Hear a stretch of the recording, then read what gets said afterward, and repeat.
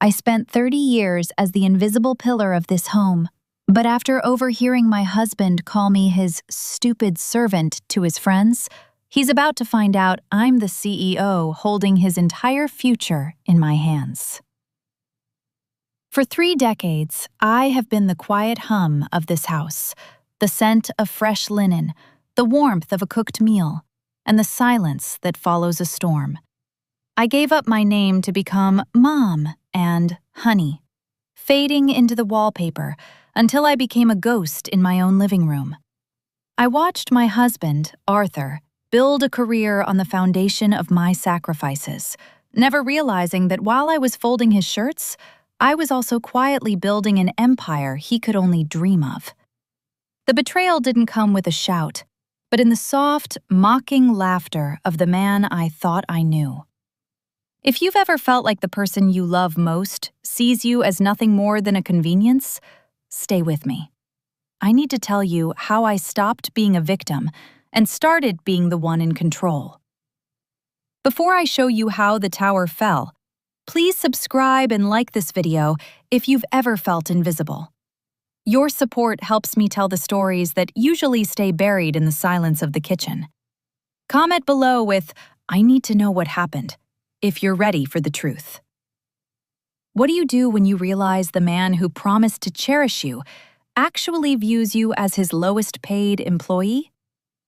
The grandfather clock in the foyer has a specific rhythm.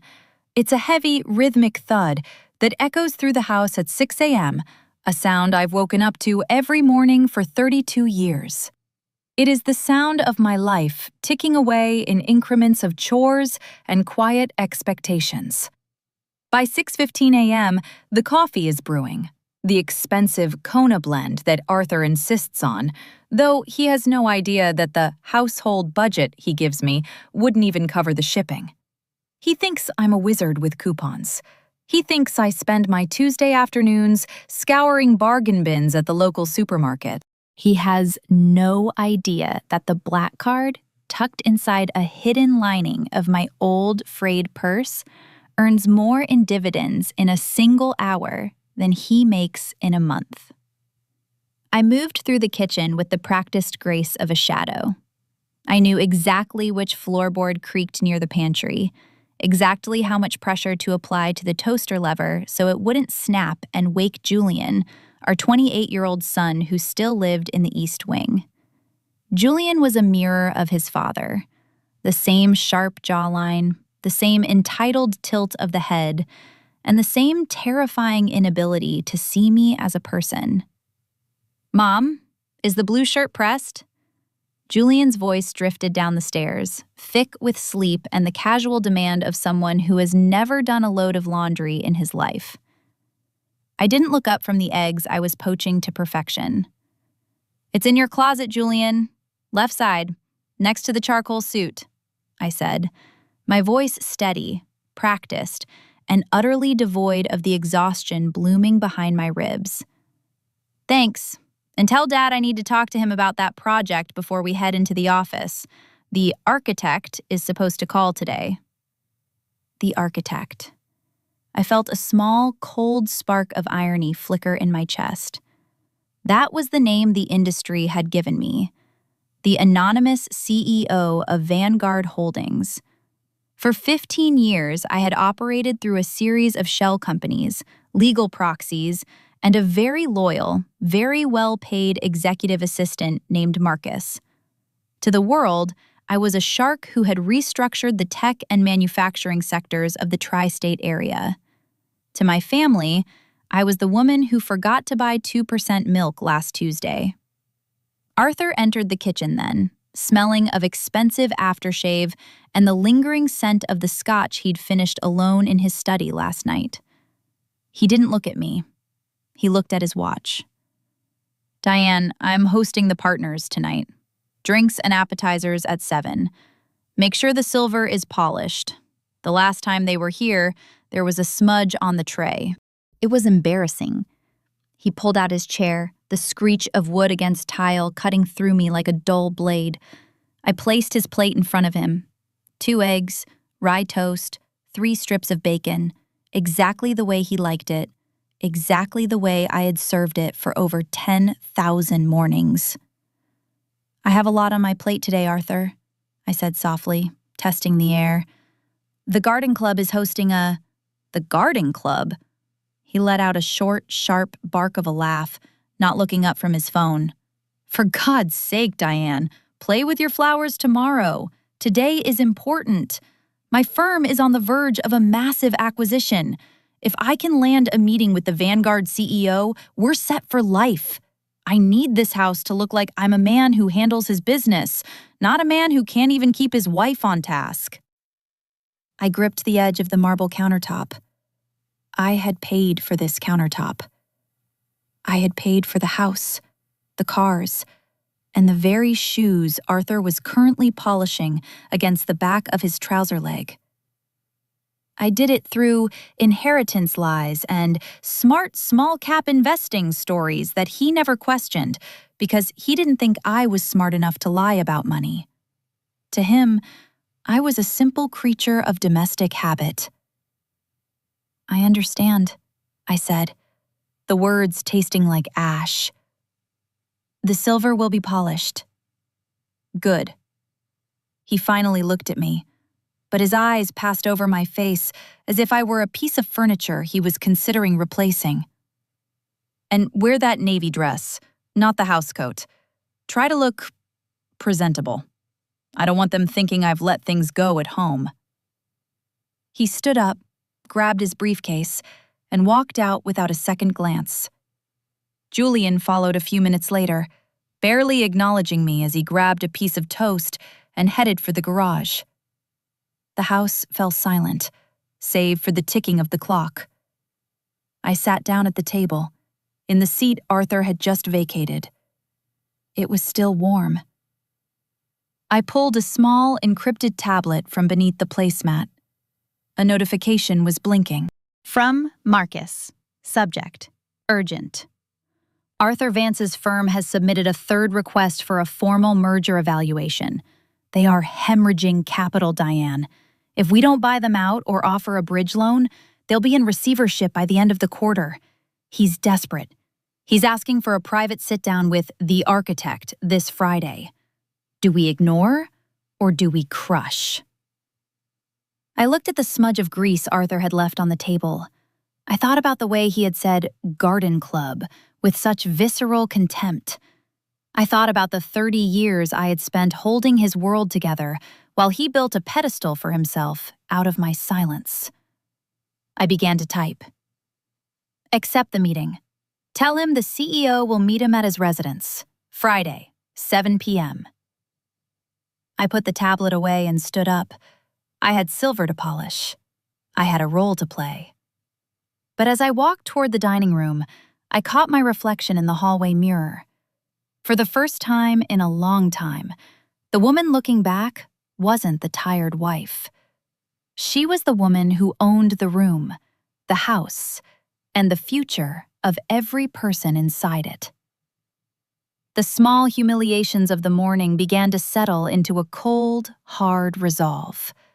I wondered, as I reached for the silver polish, what Arthur would say if he knew that the stupid servant he was so ashamed of was the only person on earth who could save him from total ruin. But I wasn't ready to save him. Not yet. I wanted to see exactly how he spoke about me when he thought I wasn't listening. I wouldn't have to wait long. The partners' meeting tonight was about to provide all the clarity I needed. The silver polish has a cloying, medicinal scent that clings to the back of the throat. It's a smell I've associated with important days for 3 decades. To Arthur, the shine on a tray is a reflection of his status. To me, it is merely a chore that leaves my cuticles raw and my head aching. By 6:30 p.m., I was zipped into the navy dress. It's a high-collared, conservative piece of silk that makes me look exactly like the woman Arthur wants the world to see. Dependable, traditional, and entirely unremarkable. I stood before the vanity, applying a shade of lipstick that was 2 shades too pale for my complexion. I wanted to look washed out. I wanted to be the background noise of the evening. "Diane, the ice!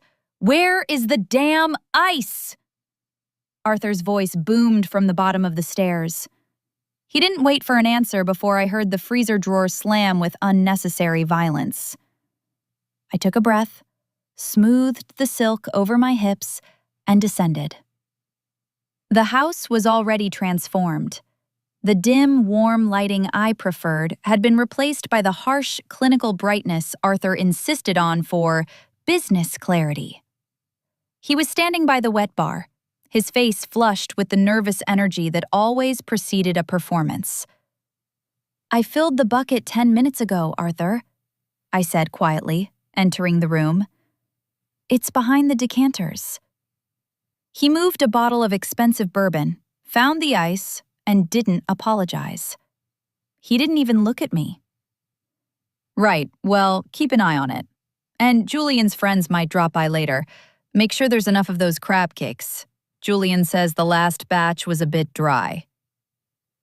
"I'll see to it," I replied.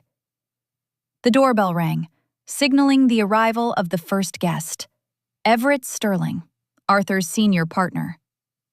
Everett was a man who viewed women as either decorative assets or administrative hurdles. He entered the foyer with a booming laugh, handing me his heavy wool overcoat without looking at my face, as if I were a coat rack that had conveniently materialized in his path. "Vance, tell me you have good news about the Vanguard meeting," Everett shouted, clapping Arthur on the shoulder. "Working on it, Everett, working on it," Arthur said, his voice dropping into that performative, gravelly register he used with the big boys. "The architect is a hard nut to crack, but I've got a line in. My sources say they're looking for a firm with legacy roots. That's us."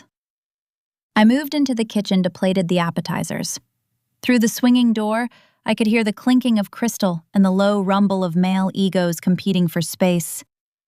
I worked with a precision that comes from years of masking my intelligence. Each crab cake was placed exactly 2 inches apart. Each napkin was folded into a crisp, sharp triangle. As I entered the living room with the tray, the conversation didn't pause. I was a ghost in navy silk. "The problem with the Vanguard CEO," Everett was saying, taking a crab cake from my tray without a word of thanks, "is that the person is a ghost. No photos, no interviews, probably some Silicon Valley kid who's afraid of real sunlight. They need a man like you, Arthur, to give that capital some backbone." Arthur leaned back in his leather armchair, the one I had bought him for his 50th birthday, with money he thought came from a small life insurance policy from my aunt. "Exactly.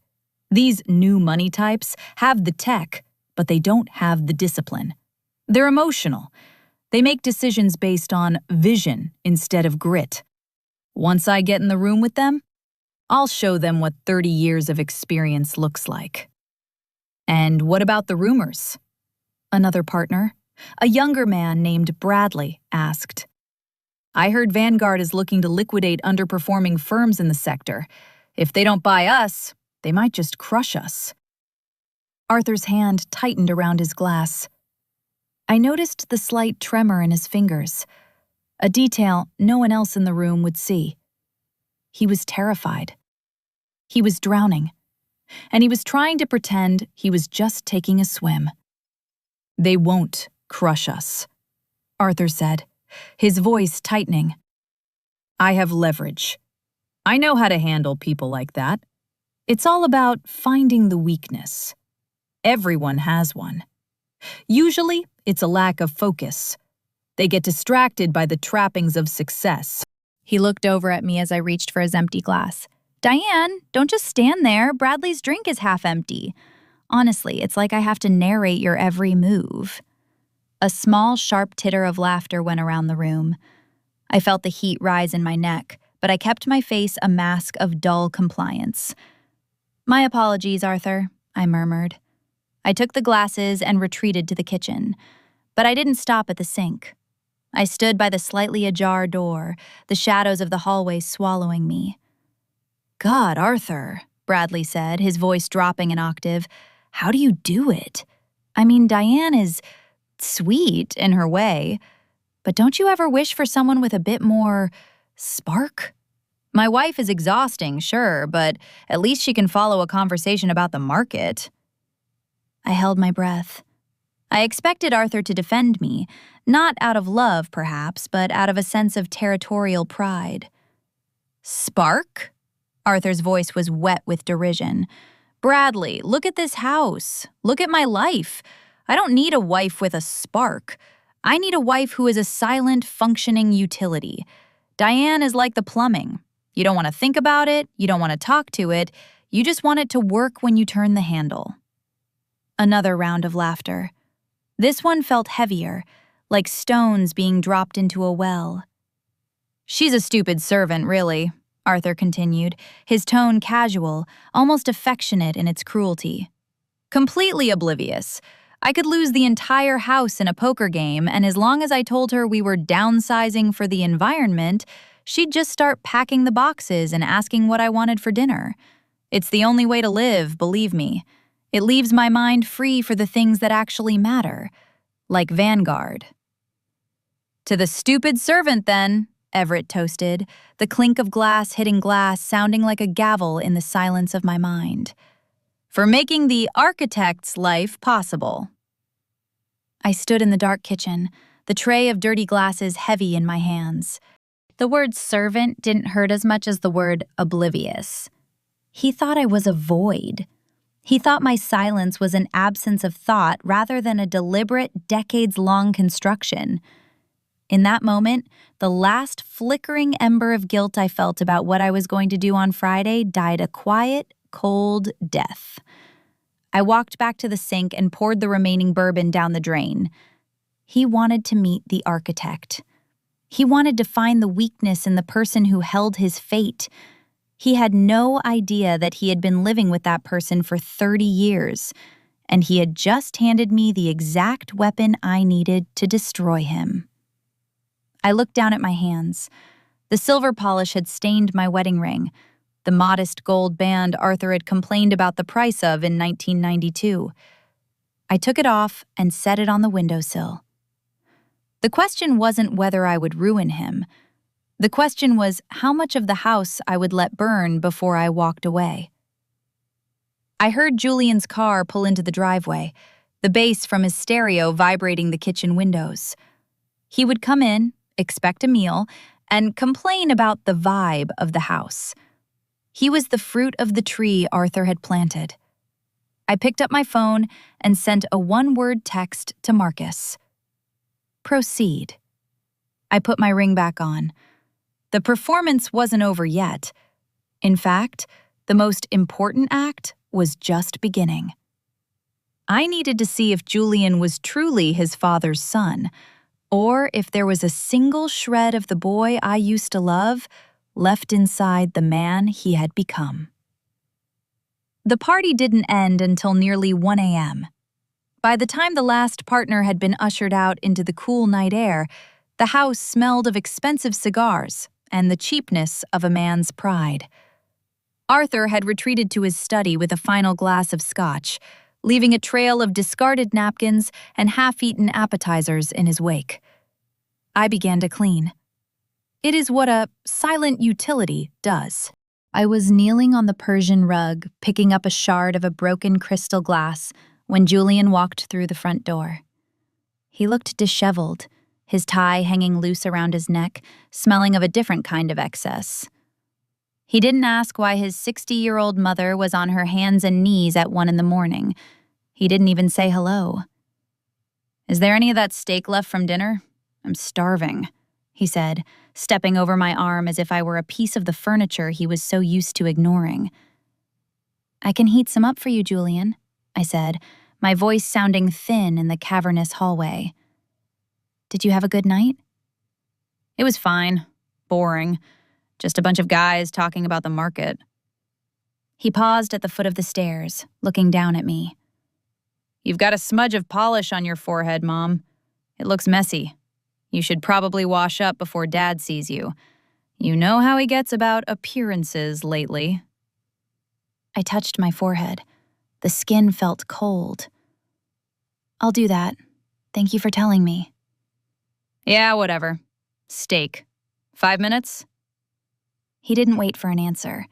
He headed up to his room, his heavy footsteps echoing the same cadence as his father's.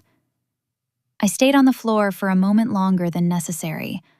I looked at the shard of glass in my hand. It was sharp, clear, and dangerous, much like the truth I was carrying. I went to the kitchen, heated the steak, and placed it on a clean plate. I sat it on the island and watched Julian come down 5 minutes later in his gym shorts. He ate standing up, scrolling through his phone, completely oblivious to the woman standing 3 feet away. "Julian," I said softly. "Hmm?" He didn't look up. "Do you ever think about what you'd do if things changed? If the firm didn't go the way your father expects?" He let out a short, dismissive snort, his mouth full of medium-rare ribeye. "Dad's got it under control. Once we land Vanguard, we're golden." "Why are you even asking? You wouldn't understand the logistics anyway. Just stick to the gardening, Mom. Leave the business talk to the people who actually have to do it." "I just worry," I lied. The lie felt like a smooth stone in my mouth. "Don't. It's not your job to worry.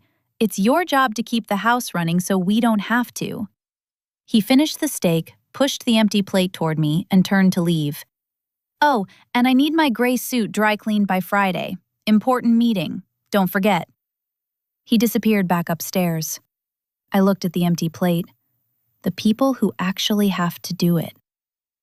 The next morning, the house was a tomb of silence. Arthur had already left for the office, likely to spend the day pacing his mahogany-lined cage, waiting for news from Vanguard. I sat in the breakfast nook with a cup of tea, the encrypted tablet open in front of me. Marcus had sent over the final dossiers. Arthur's firm, Vance & Associates, wasn't just struggling, it was hemorrhaging. They had overextended on a series of commercial real estate acquisitions that had turned toxic. They were 3 weeks away from missing payroll. Arthur had kept this hidden from everyone, even Julian. He was betting everything, his house, his reputation, his family's future, on a single meeting with a person he called a ghost. I scrolled through the list of his personal assets. Most were already leveraged. The house we lived in, the one he bragged about owning, was technically owned by a holding company called Aegis Properties. Arthur didn't know that Aegis Properties was a subsidiary of Vanguard. I was his landlord. I was his potential savior. And I was the stupid servant who made his breakfast. I spent the afternoon in the garden, though I wasn't planting flowers. I was sitting on the stone bench, watching the way the light hit the windows of the study. I thought about the year Julian was born. I had been a brilliant young actuary then, top of my class, with a mind for patterns and risk that frightened my professors. Arthur had asked me to step back to support his dreams. He told me that one day we'd be partners in everything, but the partnership had slowly morphed into a dictatorship of the mundane. He stopped asking my opinion on the world and started asking why his socks weren't matched by color. He stopped seeing my mind and started seeing my hands, hands that cooked, hands that cleaned, hands that stayed silent. I hadn't stepped back. I had just stepped into the shadows. I started with a small inheritance, a few $1,000s from a grandmother who saw the fire in me before it was dampened. I traded, I invested, I calculated. While Arthur was out at expensive lunches pretending to be a titan, I was in this very garden, making the moves that actually built our wealth. A black town car pulled into the driveway. It was Marcus. He was coming to drop off the physical contracts for Friday. He never came to the house. This was an emergency protocol. I met him at the gate, away from the security cameras Arthur had installed and which I had the master bypass for. "The pressure is mounting, Diane," Marcus said, handing me a leather-bound folder. He was the only person in the world who called me by my name with respect. Arthur Vance has been calling the office every hour. He's offering to sell a majority stake just for a seat at the table. He's desperate. He thinks he's negotiating from a position of strength, I said, looking at the folder. He thinks he can charm the architect. What are your instructions for the Friday meeting? Marcus asked, his eyes searching mine. We have the foreclosure papers ready for the subsidiary holdings. We can trigger the default the moment he signs the merger. Or we can play it out. I looked back at the house. I could see the silhouette of the grandfather clock through the foyer window. Ticking. Ticking. I want him to feel the hope first, I whispered. I want him to think he's won. I want him to prepare the most expensive meal of his life. I want him to be at his most arrogant. And then? And then I'll come downstairs, I said. Marcus nodded, his expression unreadable. It's a long fall, Diane. Are you sure you're ready for the debris? I've been living in the debris for 30 years, Marcus. I'm the only one who knows how to navigate the ruins. He left, and I walked back to the house, the leather folder tucked under my arm like a secret. As I entered the kitchen, the phone rang. It was Arthur. Diane, listen, Friday is the big day. The Vanguard CEO is coming to the house at 7. I want the caterers canceled. I told them I have a home-style touch that shows we're a family firm. You're cooking. Make the duck. And for God's sake, make sure the house is spotless. I want you to stay in the kitchen once the meal is served. I don't want any distractions. This is a man's room conversation. The duck, I repeated, my voice flat. And stay in the kitchen. Exactly. You're a godsend, Diane. I don't know what I'd do without you. He hung up before I could respond. He didn't know what he'd do without me. He was right. He was finally, terrifyingly right. I went to the pantry and looked at the expensive balsamic vinegar I used for the duck glaze. It was aged, dark, and bitter, just like the secret I was keeping. I realized then that I wasn't just waiting for Friday to reveal my power. I was waiting to see if, at the very edge of his ruin, Arthur would see me as a human being, or if he would go down still shouting orders at the plumbing. The psychological weight of the house felt heavier tonight. Every creak of the floor sounded like a warning. The duck was a specific request, a psychological play Arthur had designed. He believed that serving a home-cooked, complicated meal would signal stability and old-school values to the elusive CEO of Vanguard.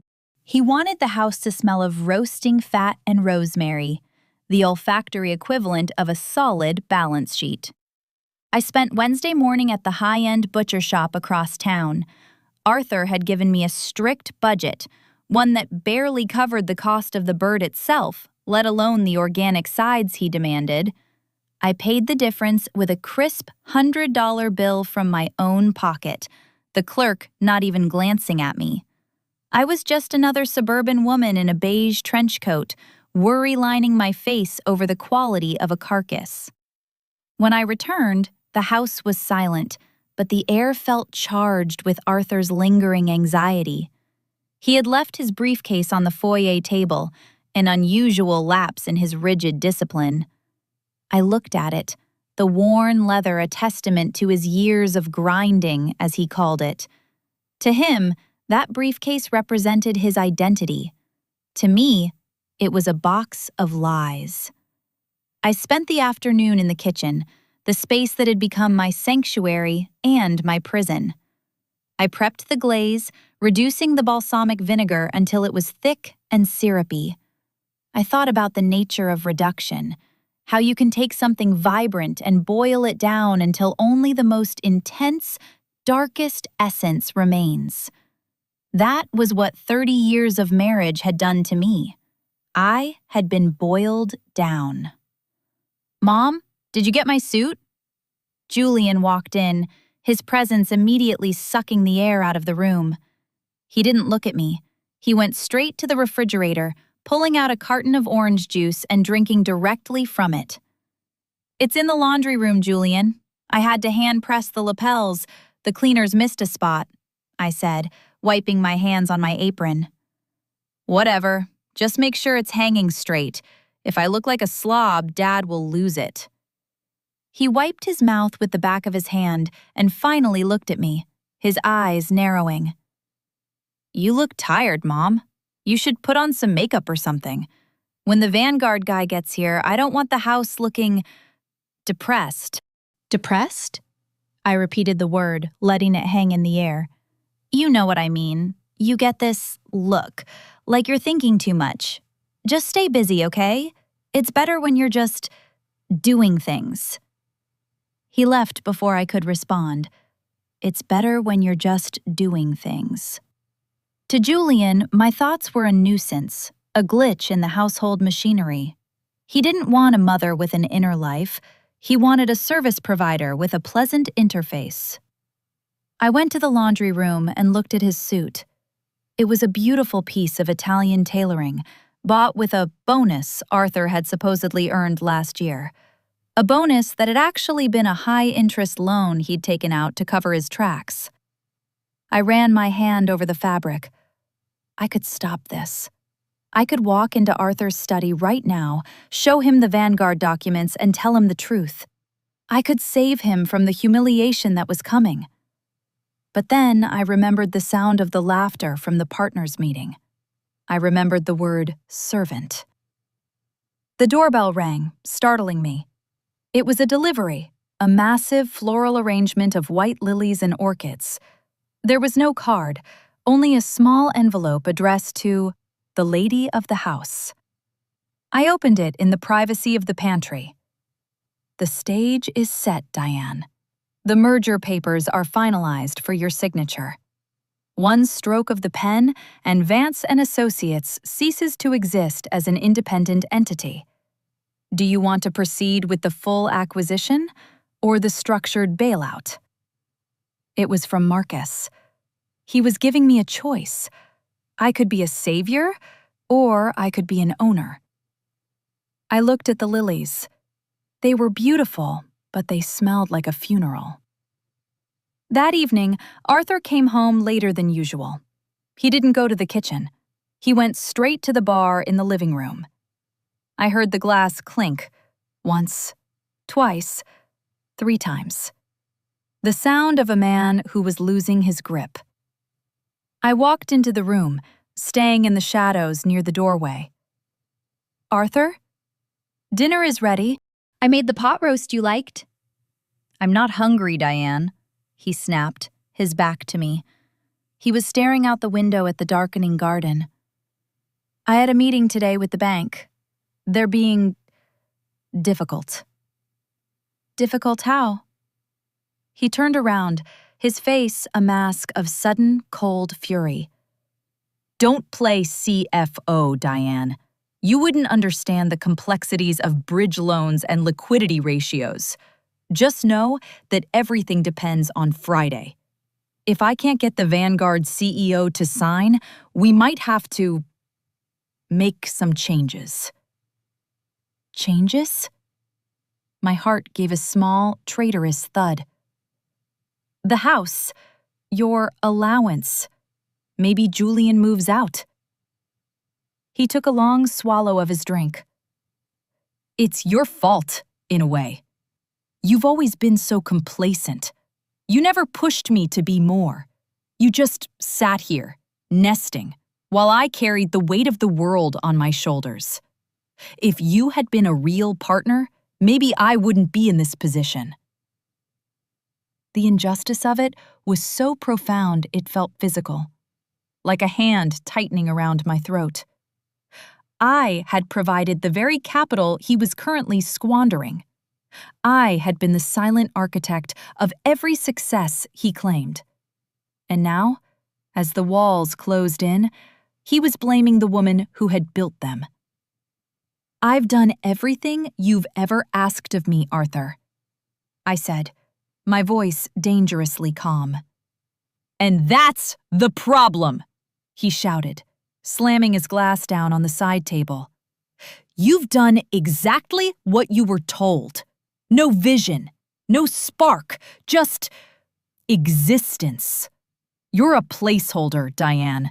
And right now, I need a powerhouse. I'm going to meet the most powerful person in the industry on Friday. And then I have to come home to this." He gestured vaguely at me, at the room, at our life. "I'll be in my study. Don't disturb me. And for God's sake, get those lilies out of here. They smell like a morgue." He brushed past me, his shoulder hitting mine with enough force to make me stumble. He didn't apologize. He didn't even notice. I stood in the center of the living room, the smell of the lilies filling my lungs. The stupid servant was gone. In her place was something much colder, something that had been forged in the fire of 30 years of dismissal. I walked over to the side table and picked up his glass. There was a single ice cube left, melting into a puddle of amber liquid. I watched it disappear. I didn't go to the kitchen. I went to the foyer and picked up his briefcase. I opened it. Inside were the folders for the Vanguard meeting. He had highlighted sections of his own bio, exaggerating his achievements, polishing his lies. He had even included a photo of us, taken 10 years ago, to show the stability of his personal life. I took the photo out. I looked at the woman in the picture. She was smiling, but her eyes were already starting to fade. I replaced the photo with a small, plain business card. It was black, with nothing but a gold-embossed V on the front. On the back, I wrote 3 words in my neat, practiced script. "Look at me." I tucked it deep into the pocket of the briefcase, where he wouldn't find it until he opened it in front of the CEO. The clock in the hall struck 10. Tomorrow was Thursday, the day of the final preparation. The day the duck would be seasoned, the silver would be polished, and the trap would be set. As I climbed the stairs to my own room, the small guest room I had moved into 3 years ago under the guise of my snoring, I realized I wasn't afraid anymore. I wasn't even angry. I was simply finished. The only question left was whether Julian would choose to stand by the man who was drowning or the mother he had forgotten was even alive. Thursday arrived with a heavy gray sky that seemed to press down on the gables of the house. In the kitchen, the air was thick with the scent of brine. I was preparing the duck, a process that takes 48 hours of meticulous attention, scoring the skin, air-drying the fat, ensuring the equilibrium of salt and spice. It is a dish that requires patience, something I have cultivated in abundance. Arthur was a whirlwind of frantic, shallow energy. He spent the morning in his study, the door slammed shut, though I could hear the muffled roar of his voice through the vents. He was arguing with creditors, his tone fluctuating between pathetic pleading and arrogant posturing. Around noon, he emerged, his tie crooked and his eyes bloodshot. He didn't ask if I had eaten or how the preparations were going. He walked straight to the island where I was working, his shadow falling over the bird. "Is it going to be perfect, Diane? Tell me it's going to be perfect." "The duck will be exactly as it should be, Arthur," I said, my knife moving with clinical precision. "It has to be better than that. This architect person, they're legendary for their attention to detail. If they see a single crack in the veneer, they'll smell blood. I need this house to feel like a fortress of stability. I need you to feel like a fortress." He reached out, not to touch my hand or offer a gesture of affection, but to adjust the collar of my sweater. He tucked a stray lock of my hair behind my ear, his touch cold and utilitarian. "You look tired," he muttered, his brow furrowed in disapproval. "Get some extra sleep tonight. I can't have you looking haggard when you serve the wine. And for God's sake, try to stay out of the conversation. If they ask you anything, just smile and give a short, pleasant answer. Don't try to be clever. It's a distraction." "I wouldn't dream of being clever, Arthur," I replied. He nodded, satisfied by my submissiveness, and checked his watch. "I have to go to the office to finalize the presentation. Julian is coming with me.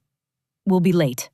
"Don't wait up, but make sure my charcoal suit is steamed and ready by the door first thing in the morning." He left without a goodbye.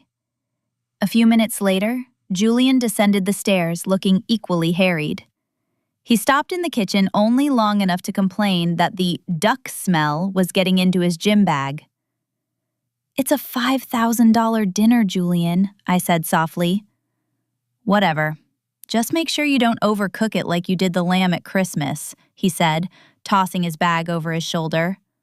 "And Mom, do me a favor and hide that old photo album in the living room. The one with the pictures from the farm. It looks provincial. We're trying to look like global players tomorrow, not some Midwestern success story." The pictures from the farm were the only records I had of my parents. The people who had worked themselves into early graves to ensure I had an education. Julian saw them as a blemish on his brand. "I'll put them away," I said.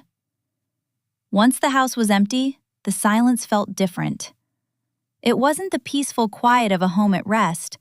It was the pressurized silence of a vacuum. I finished the duck prep and washed my hands, the hot water turning my skin a raw, angry pink. I went to the living room and picked up the photo album Julian had mocked. I flipped through the pages.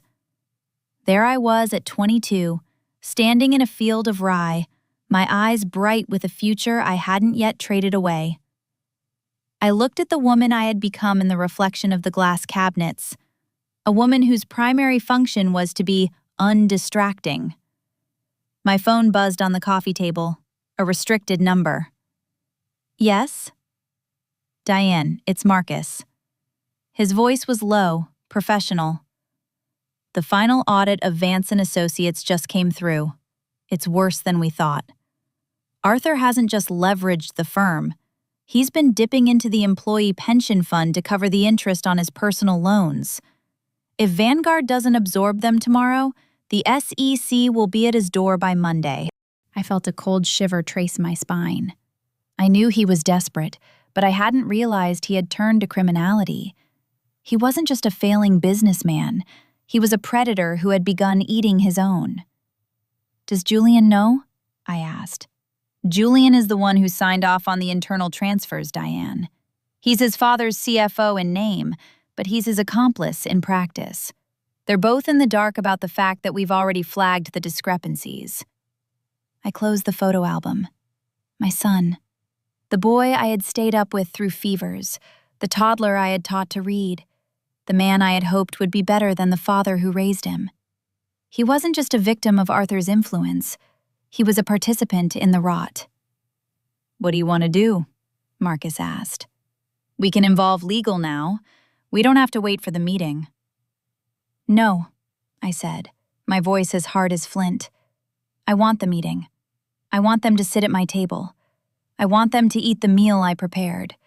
I want to see their faces when they realize that the person they've been stealing from, the stupid servant they think they can hide in the kitchen, is the only person who can keep them out of a federal prison." "They won't take it well," Marcus warned. "Men like that, when they realize they've been outplayed by someone they consider less than, they can become volatile." "I'm not afraid of them, Marcus. I stopped being afraid of Arthur Vance a decade ago. I was just waiting for the right moment to stop being bored." I hung up and spent the rest of the evening in the guest room. I didn't steam the charcoal suit. I didn't polish the shoes. I sat in the dark, watching the headlights of passing cars sweep across the ceiling. The psychological distance I had maintained for years was finally collapsing into a singular point of focus. I realized that my silence hadn't just been a shield, it had been a mirror. By saying nothing, I had allowed Arthur and Julian to see whatever they wanted to see. They saw a servant because that is what they felt they deserved. They saw a ghost because they were too blinded by their own shadows to see anyone else. Tomorrow, the mirror would shatter. At 11:30 p.m., I heard the garage door open. Arthur and Julian were home. They were laughing, a loud, forced sound that suggested they had been drinking. "To the architect," I heard Arthur shout from the foyer. "To the man who's going to make us kings." I pulled the covers up to my chin.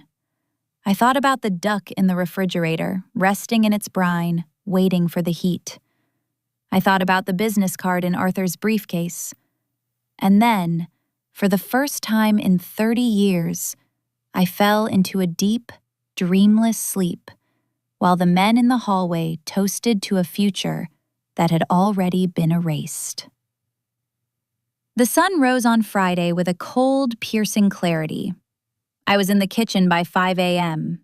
This was the day. The duck was out of its brine, the skin tightened and translucent, ready for the slow, agonizing process of rendered perfection. I moved through the ritual with a steady hand, though my heart felt like a bird trapped in a cage of ribs. At 7 a.m., the storm broke. "Diane, where the hell is my suit?" Arthur's voice thundered from the top of the stairs, followed by the heavy, frantic thud of his footsteps. I didn't answer. I continued to zest an orange, the bright citrus oil stinging the small cuts on my fingers. He burst into the kitchen, his hair uncombed, his face a map of sleep deprivation and high-functioning panic. He stopped short when he saw me standing there, calmly working. "I asked you a question. Why isn't my suit at the door? I told you I needed it ready first thing." "I didn't get to it, Arthur," I said, not looking up. "I was busy with the preparations for tonight. You said the meal was the priority." He stared at me, his mouth agape.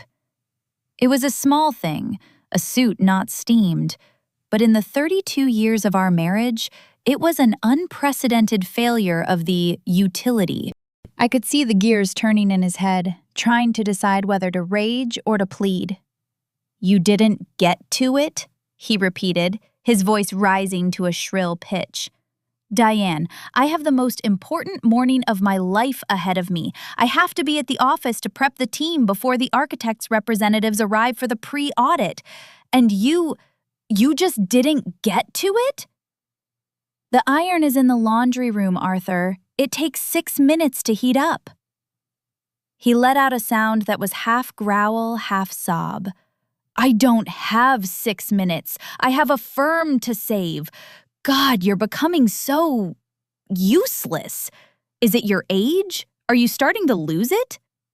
I finally looked at him. I looked at the broken capillaries in his cheeks and the way his expensive silk robe was stained with coffee from the night before. "I'm not losing anything, Arthur. I'm just prioritizing the things that matter to me." "And my career doesn't matter to you? The roof over your head doesn't matter?" He stepped closer, his shadow looming over the kitchen island. "If this deal doesn't go through, Diane, we lose everything. Do you understand? Everything. You'll be trading this marble for a laminate counter in a 2-bedroom apartment. Is that what you want?" I thought about the black card in my purse. I thought about the deed to the house sitting in a vault in my name. "I think I'll manage," I said softly. He threw his hands up in a gesture of pure, visceral frustration. "Unbelievable. Just stay out of my way today. If you can't even handle a suit, don't touch anything else important." He stomped out of the room. A few minutes later, Julian appeared. He was dressed, but his shirt was wrinkled, and his eyes were dark with the same frantic energy as his father's. He didn't even acknowledge the tension in the air. "Mom, I need $100 for the valet and lunch. Dad's cards are all maxed out again, and I haven't had time to hit the bank." "I don't have any cash, Julian," I lied. He groaned, leaning against the counter. "Are you serious? Check your grocery jar or whatever. I can't go to the Vanguard pre-meeting looking like a pauper. Just give me the card for the household account." "No." He froze. He looked at me as if I had suddenly started speaking a foreign language. "What do you mean, no?"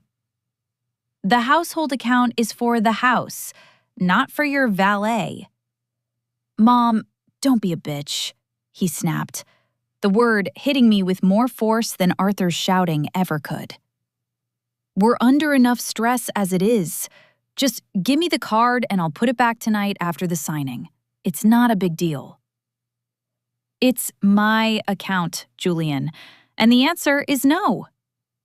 He looked at me then, really looked at me, and for a second, I saw a flicker of genuine confusion in his eyes. He didn't recognize the woman standing in front of him. But the confusion quickly hardened into the same mask of entitlement he had worn since he was a teenager.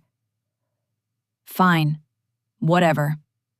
When we're rich on Monday, don't come asking me for a new car." He walked out, slamming the door so hard the crystal in the china cabinet rattled. I sat down at the small kitchen table. My hands were shaking, but not from fear. It was the adrenaline of the first strike. For 30 years, I had been the shock absorber for their tempers, the silent grease in the gears of their lives. Taking that away felt like pulling a thread on a cheap sweater. I wanted to see how much of the garment would unravel before the sun went down. Around 11 a.m., the house went quiet. They were gone, off to their office to play act as successful businessmen for the Vanguard auditors. I knew exactly what was happening there. Marcus would be sending in the cleaners, auditors who were trained to find the very pension fund discrepancies Marcus had mentioned. They would spend the day putting the noose around Arthur and Julian's necks, and the two of them would be so desperate to impress that they would hand over the rope themselves. I spent the afternoon cleaning the house. Not because Arthur told me to, but because I wanted the setting to be perfect for the final act. I polished the dining table until it glowed like a dark mirror. I set the places with the heavy antique silver, not the set Arthur liked, but the one that had belonged to my mother. I felt a strange sense of mourning as I worked. I was cleaning the tomb of my marriage. Every plate I laid down was a headstone for a year I had spent waiting for a kind word that never came. At 4 p.m., my phone rang. It was Marcus. "The pre-audit is complete, Diane. They found the missing $4 million. Arthur tried to blame it on a clerical error by a former assistant. Julian tried to say it was an unauthorized investment that he was planning to rectify. They are currently in Arthur's office, drinking heavily and waiting for the 7 p.m. meeting with the CEO. "How do they look?" I asked. "Like men who think they've successfully lied their way out of a fire. They're convinced that if the CEO likes the vibe tonight, the audit will be buried in the merger. They're betting everything on their charm." "Then let's give them a reason to be charming," I said. "Is the car ready?" "It's waiting around the corner.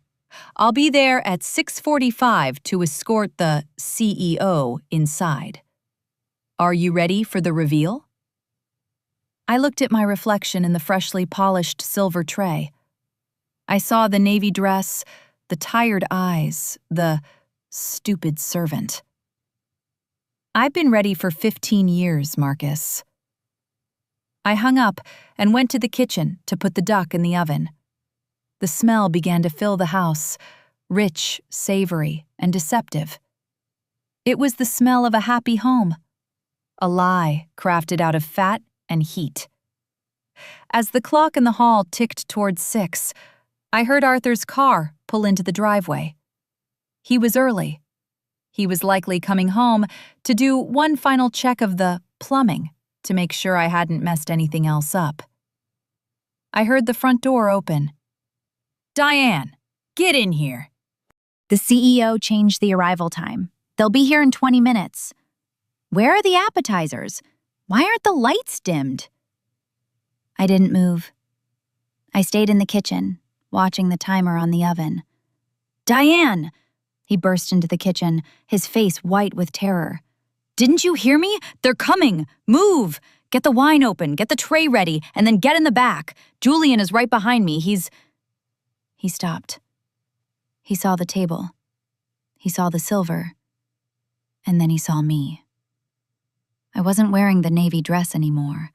I had changed into a charcoal gray power suit, a piece of tailoring so sharp it made his own clothes look like rags. I was sitting at the kitchen island, a glass of the $500 vintage he'd been saving for the winner's circle already poured. What is this?" he stammered, his eyes darting from my suit to the wine. "Why are you wearing that? Diane, put the apron back on. You look ridiculous. This isn't a joke." "It's not a joke, Arthur," I said, taking a slow, deliberate sip of the wine. "It's a transition." The doorbell rang. The sound of the doorbell didn't just ring, it vibrated through the floorboards, a low-frequency herald of the end. Arthur jumped as if he'd been struck by a live wire. He looked at the door, then back at me, his eyes wide and wild. "Diane, I'm warning you," he hissed, his voice a jagged whisper. "Whatever this is, this little costume, this wine, stop it. Now. Go to the kitchen, put on the navy dress, and don't come out until the duck is served. If you ruin this for me, I swear to God." "You swear to God what, Arthur?" I asked, my voice as smooth and cool as the marble of the island. "Will you take away my allowance? Will you tell your friends I'm a stupid servant again?"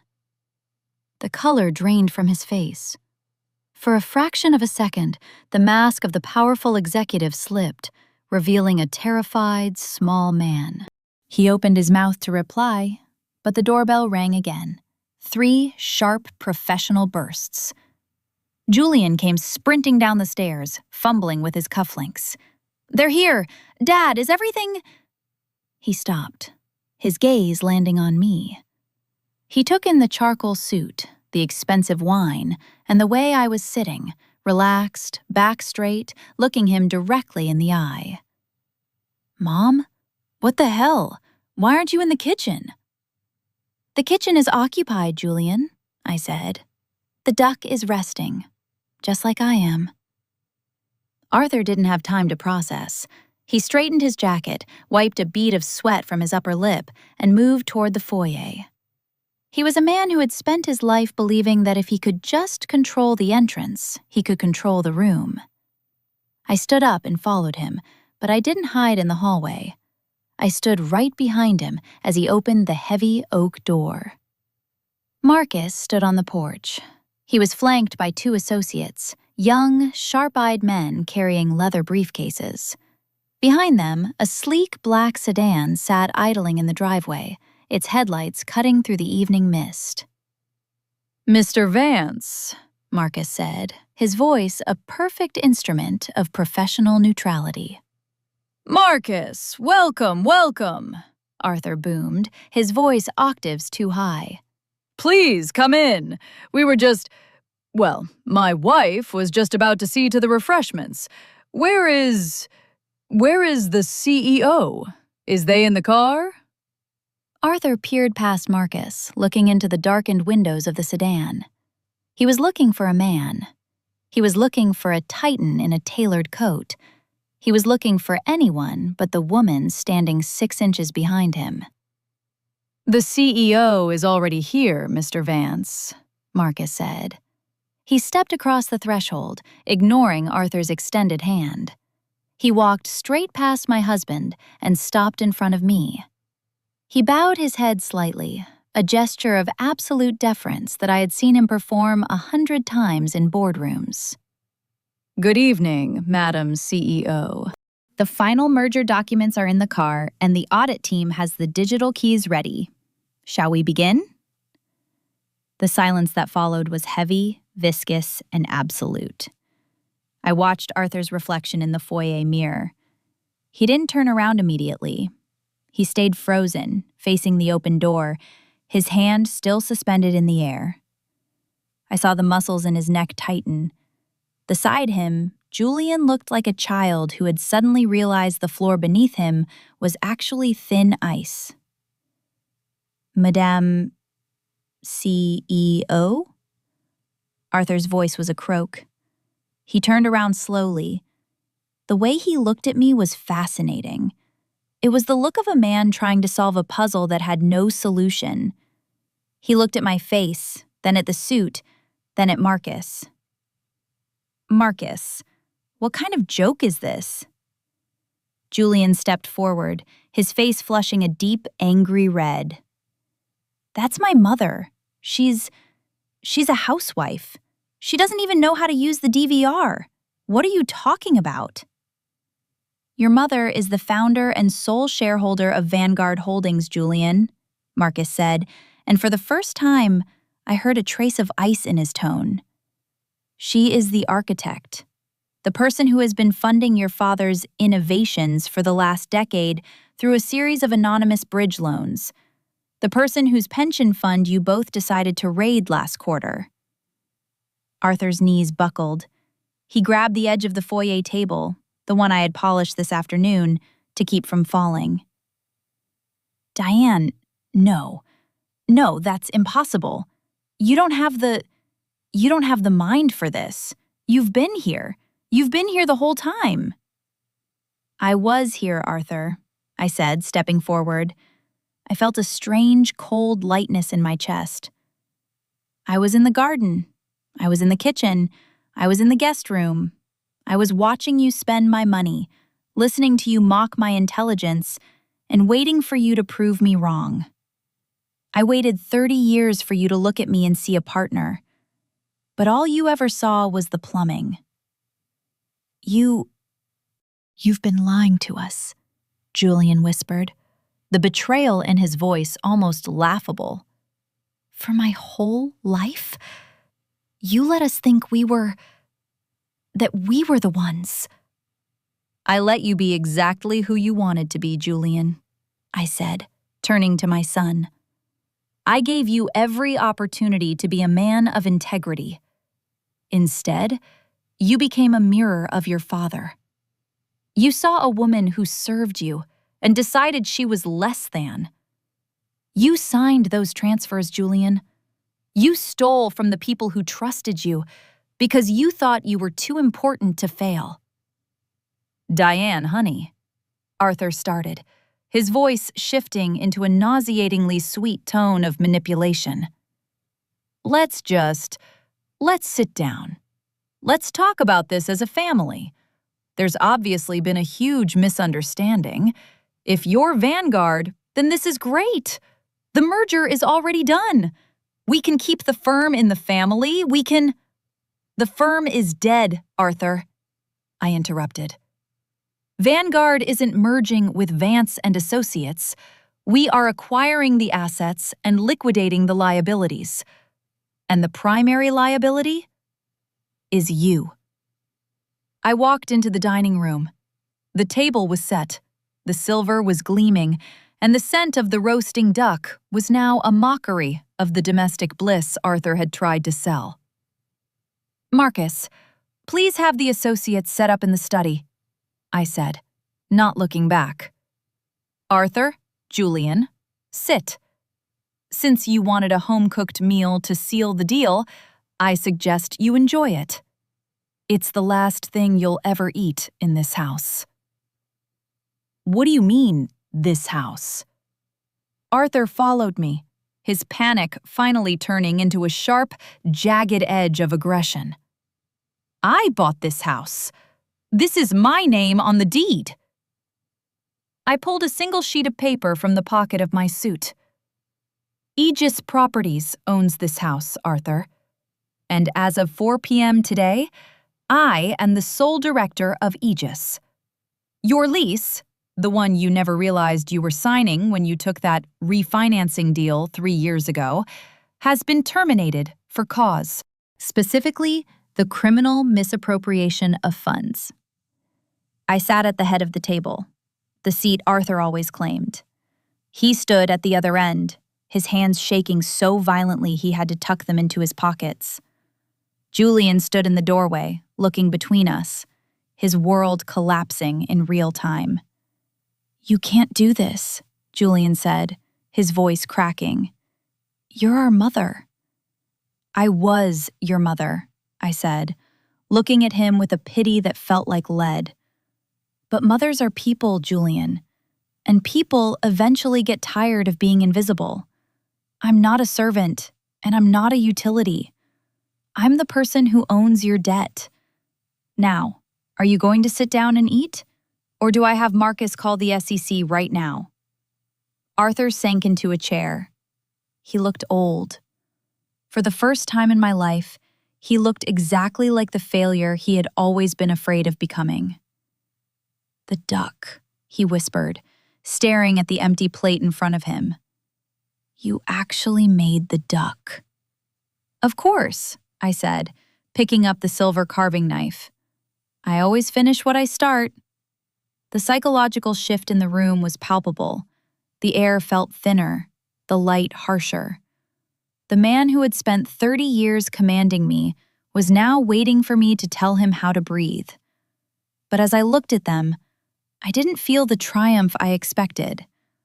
I only felt a profound, hollow exhaustion. I began to carve, the blade sliding through the meat with effortless grace.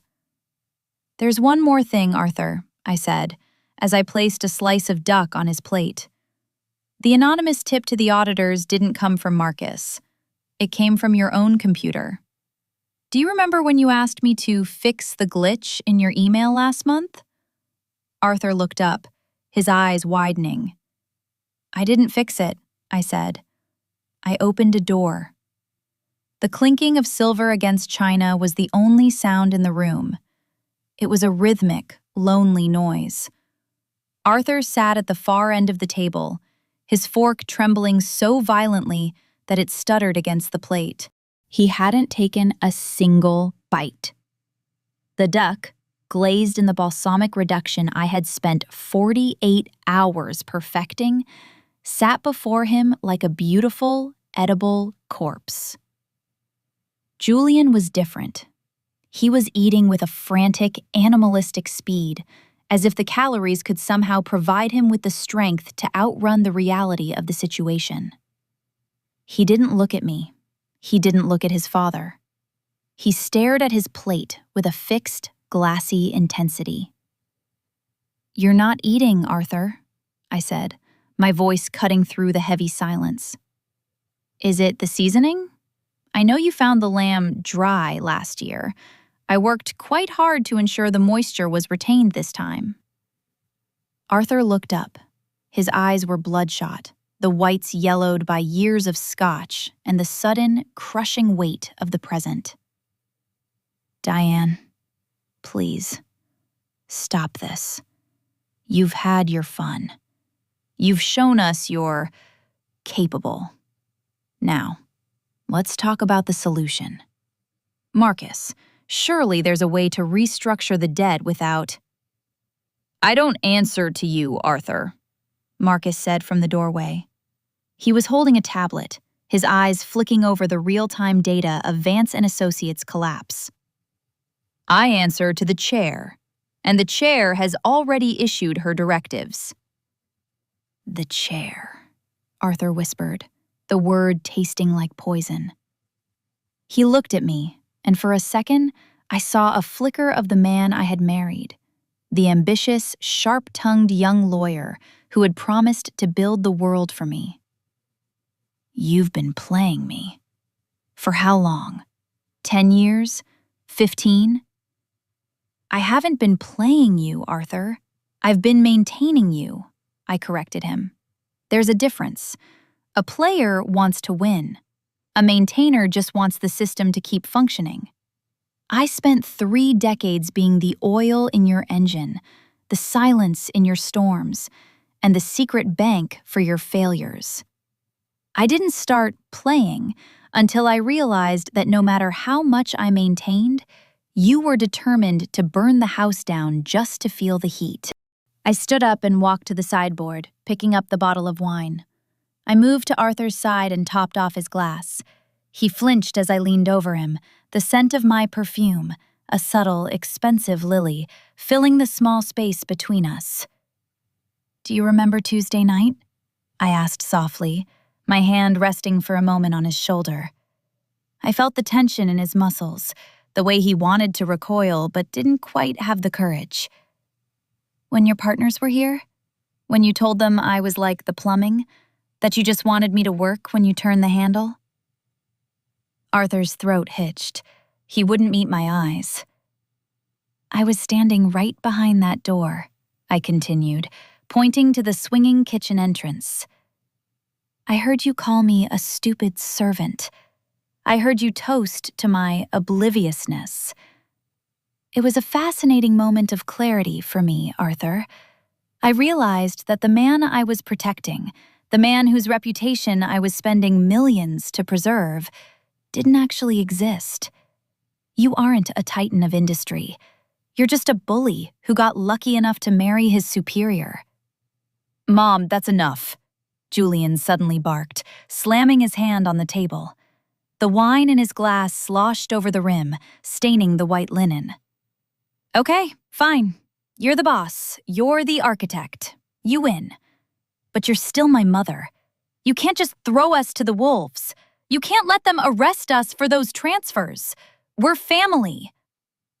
I turned my gaze to Julian, the boy I had raised, the man who had called me a bitch just 10 hours ago for refusing to give him $100. "Family," I repeated, the word sounding hollow. "Family is a system of mutual care, Julian. It isn't a one-way street where you extract labor and loyalty while offering nothing but contempt in return. When you signed those documents, did you think about me? Did you think about the fact that you were stealing from the very company that paid for your cars, your clothes, and your ego?" "I thought I was saving the firm," Julian shouted, his face reddening. "I did it for the family name." "You did it because you were too arrogant to admit you were failing," I said. "Just like your father. You've spent your whole life watching him treat me like a ghost, and you decided that was the way to be a man. Well, this is the result. The ghost is tired of being walked through." I walked back to my seat at the head of the table. "Marcus, give them the overview." Marcus stepped forward, his voice clinical. "At 9 a.m. tomorrow, Vanguard Holdings will release a statement regarding the acquisition of Vance and Associates. We will announce a comprehensive internal reorganization. At the same time, a formal report regarding the $4 million in missing pension funds will be handed over to the SEC. However," he paused, looking at me. "However," I took over, "the names on that report are currently blank. I have the power to list the responsible parties as unidentified former management, which would trigger a civil suit against the firm's assets I already own. Or I can list the names of the chief executive officer and the chief financial officer." Arthur's head snapped up. "You're blackmailing us." "I'm giving you a choice, Arthur. A luxury you never gave me," I said. "You want to keep your freedom? You sign over every remaining personal asset you have. The vacation home in Aspen, the vintage car collection, the offshore accounts I know you've been hiding in your brother's name. You walk away with nothing but the clothes on your back and the reputation I decide to leave you with." "And if we don't?" Julian asked, his voice trembling. "Then you spend the next 10 to 15 years in a federal facility," I said simply. "And I will watch your trial from the front row, wearing the navy dress you like so much." The psychological pressure in the room was suffocating. I could see the internal collapse happening in Arthur's eyes. He was calculating, even now, trying to find a loophole, a way to keep a shred of his pride. But there were no loopholes. I had spent 15 years building this cage. I knew exactly where every bar was.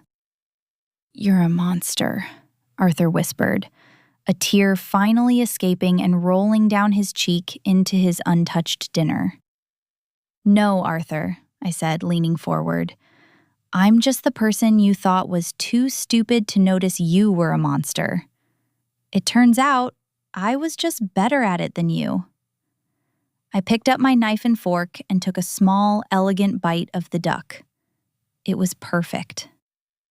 "The car will be here at midnight to take you to a hotel," I said, chewing slowly. "I suggest you go upstairs and pack. Only one suitcase each. I'll be keeping the rest. It's all been paid for with my dividends, after all." As they sat there, broken and small at my table, I realized the imbalance was finally corrected. The weight I had carried for 30 years was now theirs to bear. But the silence that followed wasn't a victory. It was just the sound of a house finally becoming empty. "One more thing," I said, as Arthur began to push himself back from the table. "Julian, the gray suit is in the laundry room. I didn't dry clean it. You'll have to do it yourself." I watched them shuffle out of the room, two men who had entered the evening as kings and were leaving as shadows. I stayed at the table, alone with the silver and the cold duck. I felt a vibration in my pocket, a text from an unknown number. I opened it, expecting Marcus or a legal update. Instead, it was a photo. A photo of me from 20 years ago, sitting in the garden, holding a young Julian.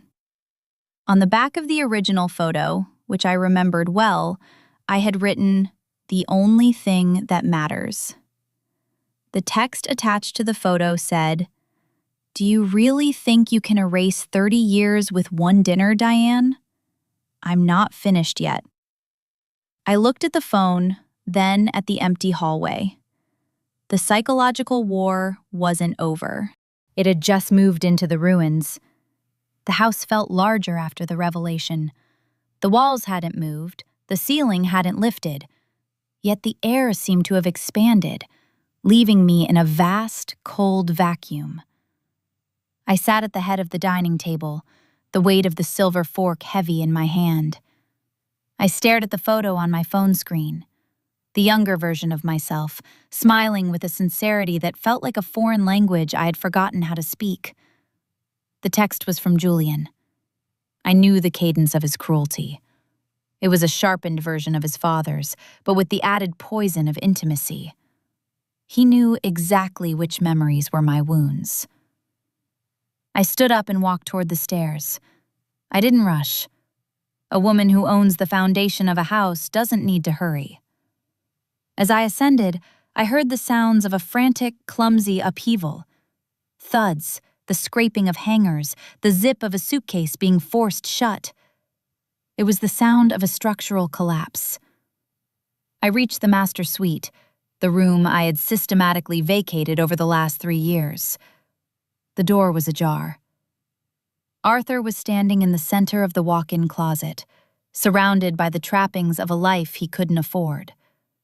Dozens of custom-tailored suits, rows of Italian leather shoes, a humidor filled with cigars that cost more than my first car. He was holding a suitcase, his face red and glistening with sweat. He looked like a man trying to pack a drowning ship into a carry-on. "I said one suitcase, Arthur," I said, leaning against the doorframe.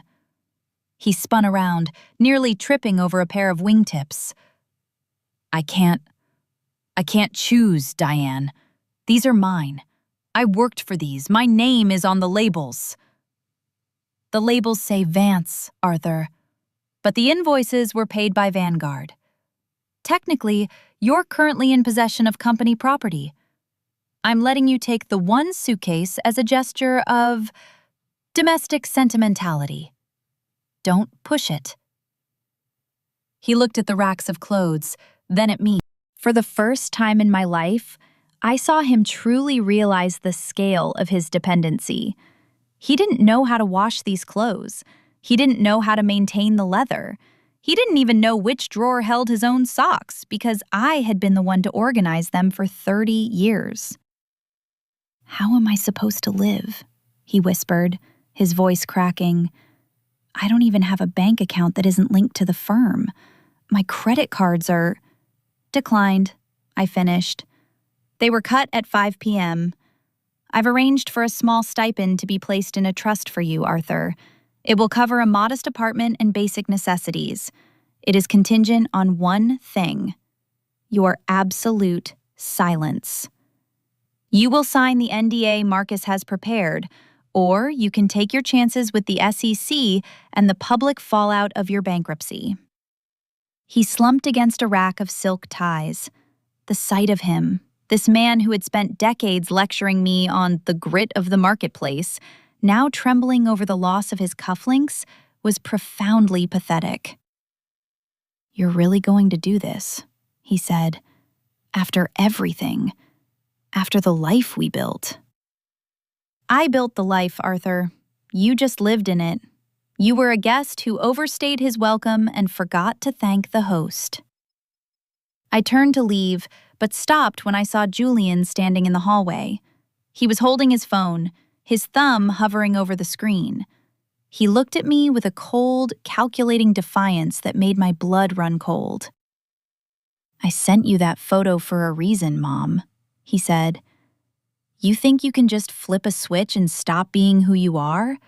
You're a mother. You're the woman who cried when I broke my arm.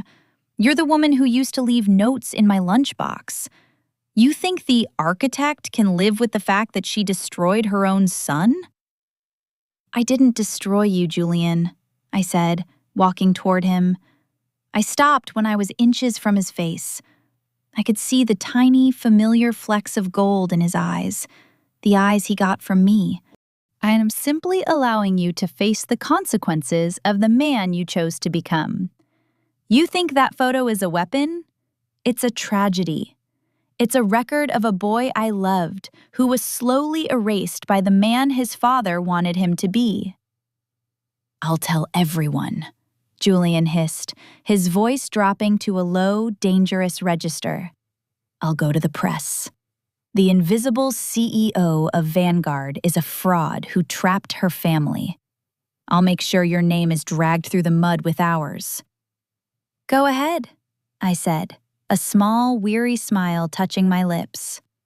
The press loves a story about a woman who quietly built an empire while her husband and son embezzled millions from a pension fund.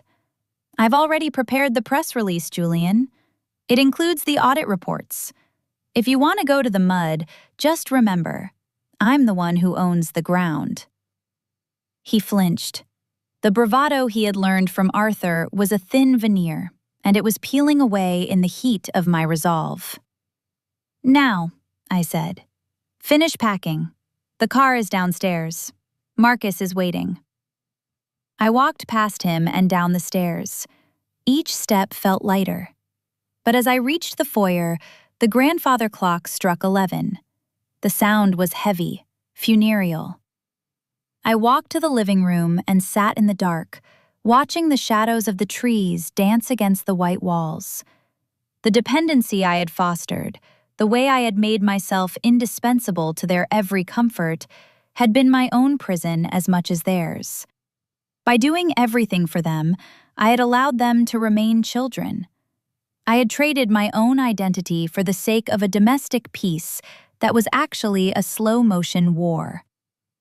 I heard the sound of footsteps on the stairs, heavy, slow, defeated. Arthur and Julian appeared in the foyer, each dragging a single suitcase.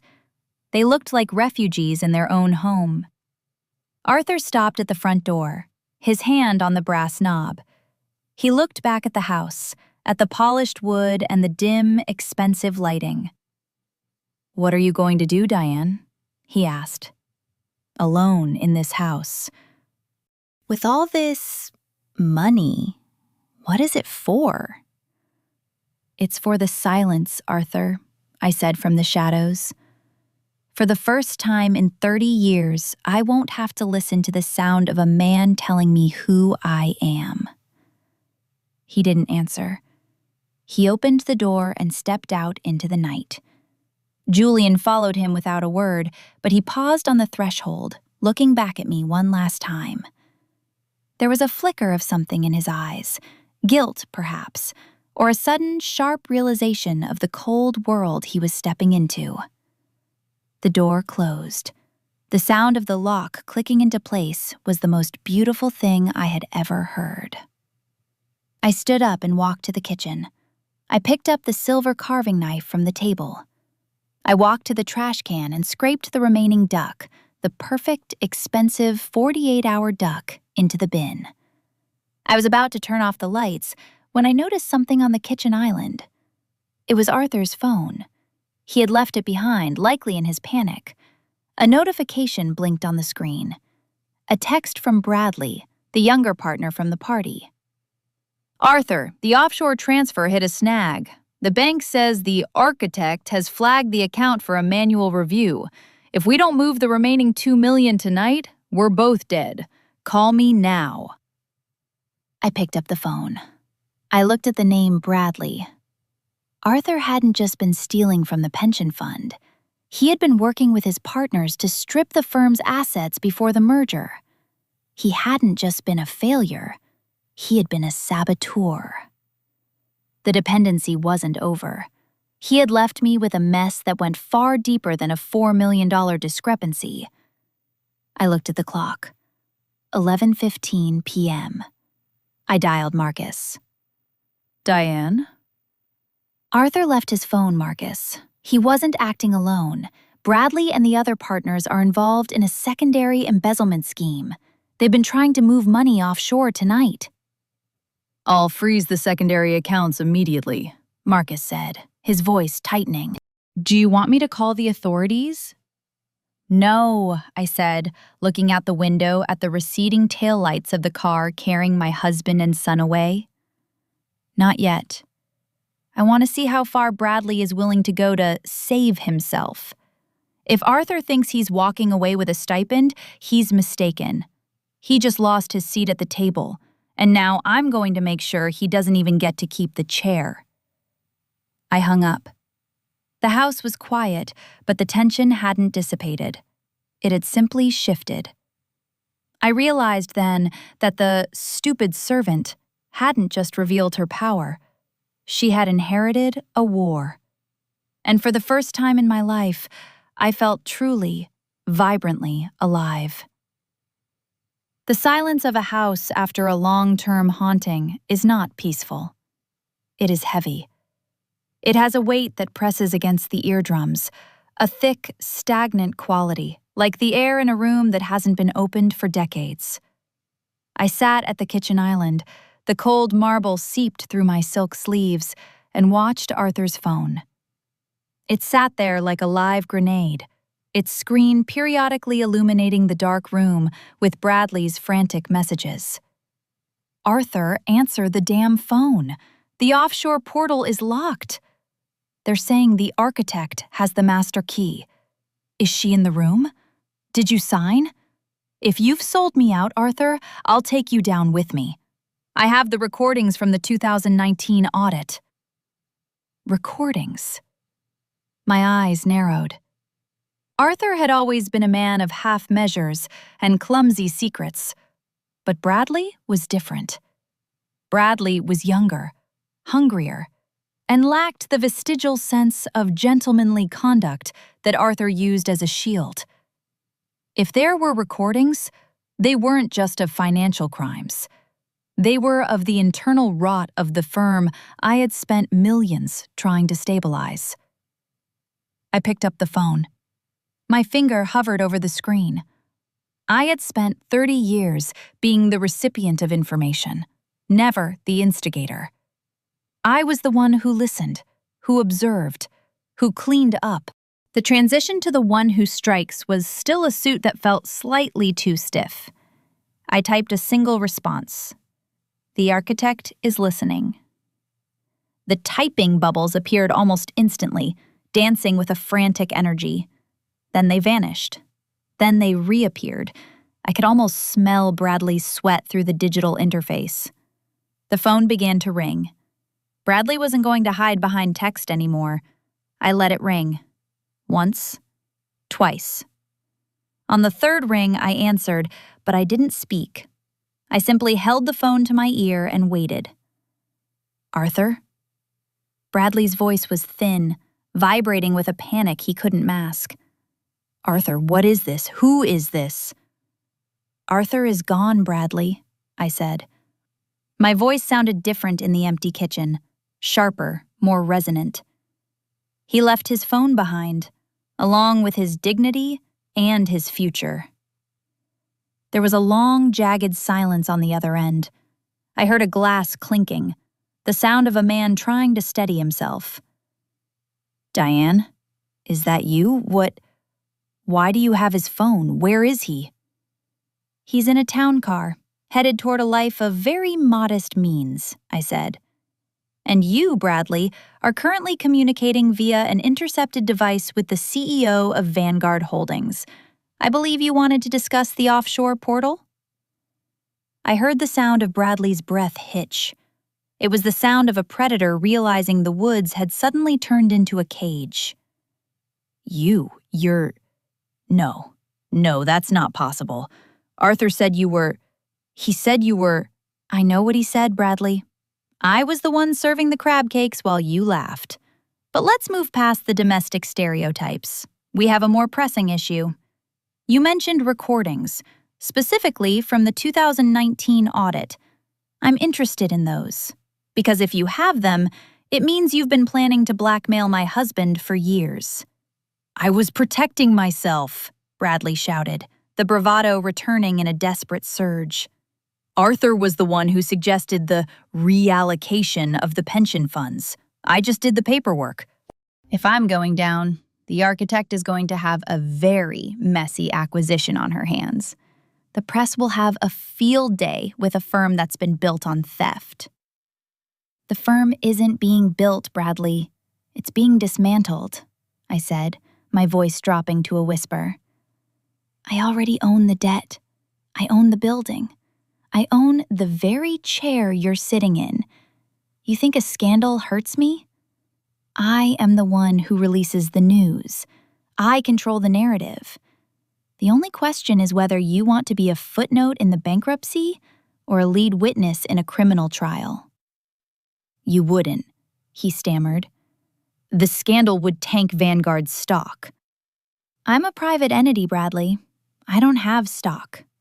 I have resolve. And right now, my resolve is focused on cleaning the house. Every corner of it. I hung up. I didn't need to hear his pleas or his threats.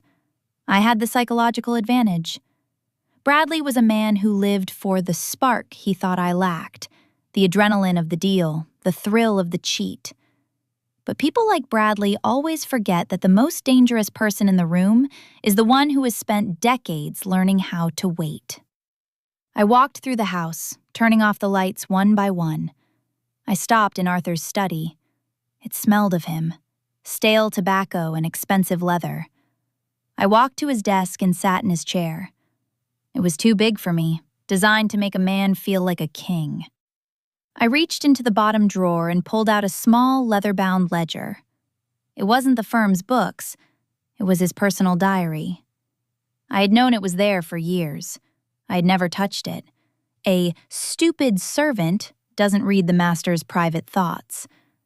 But tonight, the servant was dead. I opened it to the most recent entry, dated only 3 days ago. The pressure is unbearable. Julian is useless. He has the greed but none of the stomach for the work. Diane is becoming an eyesore. Her silence feels like a judgment. I need the Vanguard deal to go through so I can finally leave. I'll give her the house, a small settlement, and be done with the quiet life. I deserve someone who matches my energy, someone who doesn't remind me of every failure I've ever had just by standing in the room. I closed the book. I didn't feel the sting I expected. Instead, I felt a profound sense of relief. He hadn't loved me for a long time. He hadn't even liked me. I was a mirror that showed him a version of himself he hated, and he had spent 30 years trying to break the glass. The imbalance was so clear now. I had spent my life trying to be the foundation so he could reach the sky. But he didn't want a foundation. He wanted a stage. And when the stage started to wobble under the weight of his own lies, he blamed the wood for not being stronger. I heard a soft chime from the foyer, a notification from the house's security system. Someone was at the perimeter gate. I pulled up the feed on my tablet. It was Julian. He wasn't in the town car with Arthur. He was standing at the gate, his suitcase at his feet, looking up at the security camera. He looked small. He looked like the boy who used to come to my bed after a nightmare, asking if the world was still there. "Mom?" he said, his voice crackling through the intercom. "Mom, please. Dad he's lost it. He's blaming me for everything. He kicked me out of the car. I have nowhere to go. My cards are dead. Please, just let me in for the night. I'm sorry, I didn't mean what I said." I looked at his face on the screen. I saw the calculation behind the tears. He was his father's son. He was looking for the utility to turn back on. He was looking for the mother who would sigh, open the door, and make him a sandwich while he planned his next betrayal. I reached for the button to open the gate. My finger hovered over the glass. I thought about the 2019 recordings. I thought about the bitch he had called me this morning. I thought about the $4 million of other people's lives he had signed away without a second thought. I didn't press the button. "The house is closed, Julian," I said into the intercom. My voice was steady. It didn't shake. "You have your suitcase. You have your education. You have the name you were so proud of. Use them." "Mom, you can't do this. It's freezing out here. I'm your son." "I know who you are, Julian," I said. "That's why the gate is staying closed." I turned off the intercom. I turned off the tablet. I sat in the darkness of Arthur's study, listening to the distant, muffled sound of my son shouting at a wall of stone and iron. The tension in the house didn't break. It tightened. I realized that the hardest part of being the architect wasn't building the empire. It was deciding which parts of the family were load-bearing and which parts were just rot that needed to be cleared away. I picked up Arthur's phone again. Bradley had sent one more message. "I'm coming over. We're going to finish this tonight, Diane. One way or another." I looked at the clock. 11:45 p.m. The night was far from over. The digital clock on the oven glowed a ghostly green. 12:02 a.m. Saturday had arrived, but the night refused to move on. I was still sitting in Arthur's study, the leather chair sighing beneath me every time I shifted. Through the window, the security floodlights illuminated the driveway, casting long, skeletal shadows of the oak trees across the pavement. Julian was still there. He had stopped shouting. He was now sitting on his suitcase, his head in his hands, a small, dark silhouette against the iron bars of the gate. He looked like a discarded toy. A few minutes later, another set of headlights swept across the perimeter. A silver Porsche, Bradley's car, pulled up sharply behind Julian. I watched the screen of the tablet. Bradley stepped out, not bothering to close his door. He ignored Julian at first, marching straight to the intercom. He looked disheveled, his expensive wool coat unbuttoned, his tie gone. He was a man who had been stripped of his composure and was now running on pure, unfiltered adrenaline. "Diane, open this gate!" Bradley's voice crackled through the speaker, distorted and harsh. "I know you're in there. Don't think for a second you can pull the mysterious CEO act on me. I've been in the trenches of this firm while you were picking out curtains. I have the drive, Diane. I have the files." Julian stood up then, stumbling toward Bradley. I could see them arguing. Two men who had spent their lives benefiting from my labor, now facing each other in the cold.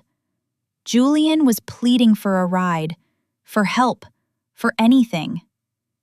Bradley shoved him aside with a casual, brutal indifference.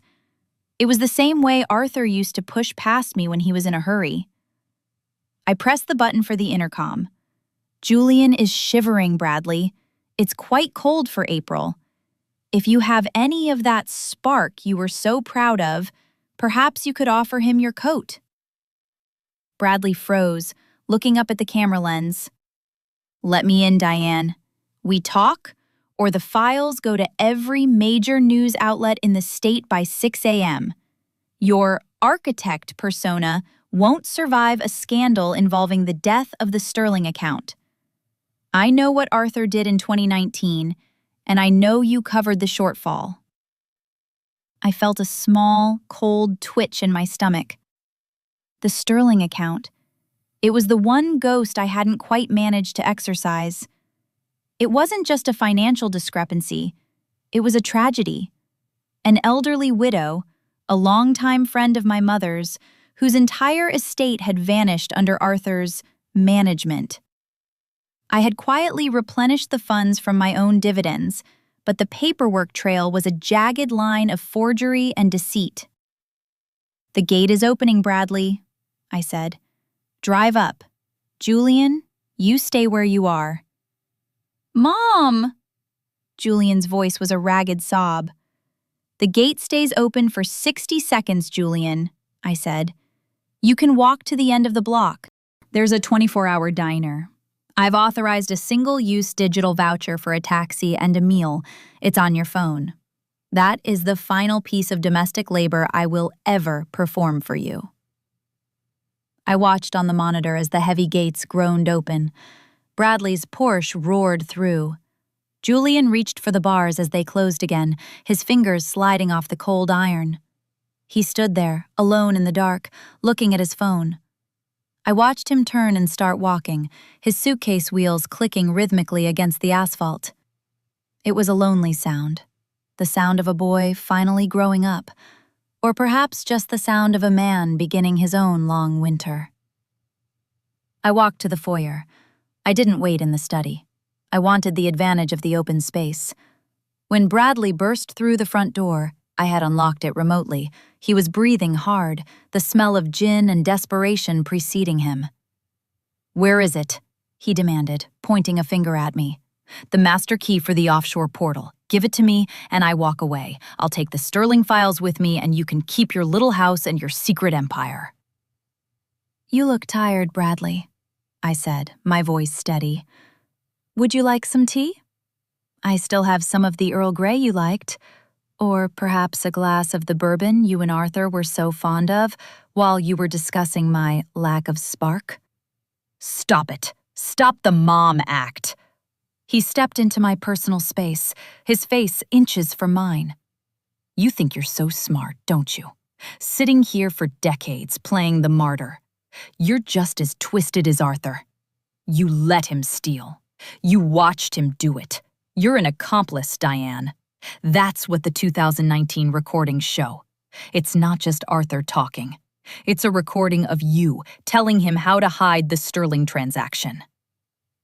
I felt a sharp, cold thrill of realization. The recording. He didn't have Arthur talking to a partner. He had a recording of a private conversation in our bedroom. You bugged my house, Bradley? I asked, my voice dropping to a whisper. Arthur did. Bradley grinned, a jagged, ugly expression. He didn't trust you even then. He thought you were hiding money. He was right, of course, and he wanted leverage in case you ever tried to leave him. He gave the files to me for safekeeping during the 2021 audit. He forgot I kept copies. He forgot that in this business, loyalty has a very short shelf life. I walked toward the living room, my heels clicking on the marble. I sat on the sofa, the one where I had spent thousands of hours folding laundry and reading to a young Julian. Arthur recorded me, I said, more to myself than to him. The psychological weight of it was immense. In my own bed, in my own sanctuary, the man I was protecting had been wiretapping my heart. He called you his retirement policy, Bradley said, following me. He pulled a silver flash drive from his pocket and held it up like a trophy. One click, Diane. That's all it takes. I don't care about the firm anymore. I just want the money. Give me the access codes to the offshore accounts, and this disappears. And what happens to Arthur? I asked. Who cares? He's a husk. You've already gutted him. Bradley laughed. He's probably at some cheap motel right now, trying to figure out how to use a microwave. I'm the one you need to worry about. I looked at the flash drive. I thought about the voice on that recording, the version of me that was still trying to save a marriage, still trying to keep a man from prison because I thought he might one day love me for it. The offshore accounts are held in a multi-sig vault, Bradley, I said calmly. I can't give you the codes. It requires a physical biometric scan at the Vanguard office, which you know. Then we're going there. Now. He reached for my arm, his grip tight and bruising. No, I said, looking down at his hand. We aren't going anywhere. Because you forgot one very important thing about the architect, Bradley. What's that? I don't just maintain systems, I said, meeting his eyes. I build redundancies. Marcus? From the shadows of the dining room, Marcus stepped out. He wasn't alone. Two men in dark suits, the same ones who had been with him at the door earlier, stood behind him. One of them held a small professional-grade camera. The other held a digital recording device. Mr. Sterling, Marcus said, I believe the term for this is extortion. And since you're currently on a private residence, under active surveillance, and have admitted to the possession of illegally obtained wiretap material, well, the legalities are becoming quite interesting. Bradley's face went from red to a sickly, translucent white. He looked at Marcus, then back at me. He realized then that I hadn't let him in because I was afraid. I had let him in because I needed him to commit the crime on camera. You set me up, Bradley whispered. I gave you an opportunity to be a professional, Bradley, I said, standing up. You chose to be a thief, just like Arthur. I walked toward him and reached out my hand. The drive. Give it to me. He hesitated, his eyes darting toward the door, but the two men had already moved to block his exit. With a shaking hand, he placed the silver drive in my palm. It felt cold. It felt like 30 years of betrayal, condensed into an inch of metal. Get him out of here, Marcus, I said, and call the authorities. I want a full statement regarding the wiretapping. We'll deal with the Sterling files separately.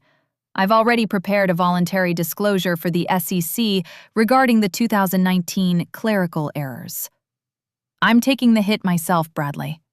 That's the difference between us. I'm willing to burn to keep the house clean. As they led him away, Bradley started to scream. Insults, threats, pleas. The sound echoed through the house, a violent, ugly noise that eventually faded as they reached the driveway. The house fell silent again, truly silent this time. I stood in the foyer, the flash drive clutched in my hand. I walked to the kitchen and plugged it into my laptop. I put on my headphones. I clicked the first file. "Diane, I don't know what to do." Arthur's voice came through, sounding younger, panicked. "The Sterling money is gone. I moved it to cover the margins on the tech sector. If the audit hits next month, I'm done." Then, my own voice. Younger, softer. "I'll fix it, Arthur. I have the private dividends from the garment merger. I'll move them tonight. No one has to know. Just promise me. Promise me this is the last time." "I promise, Diane. I swear. You're an angel. I don't know what I'd do without you. You're the only thing that keeps me sane." There was a pause. The sound of a kiss.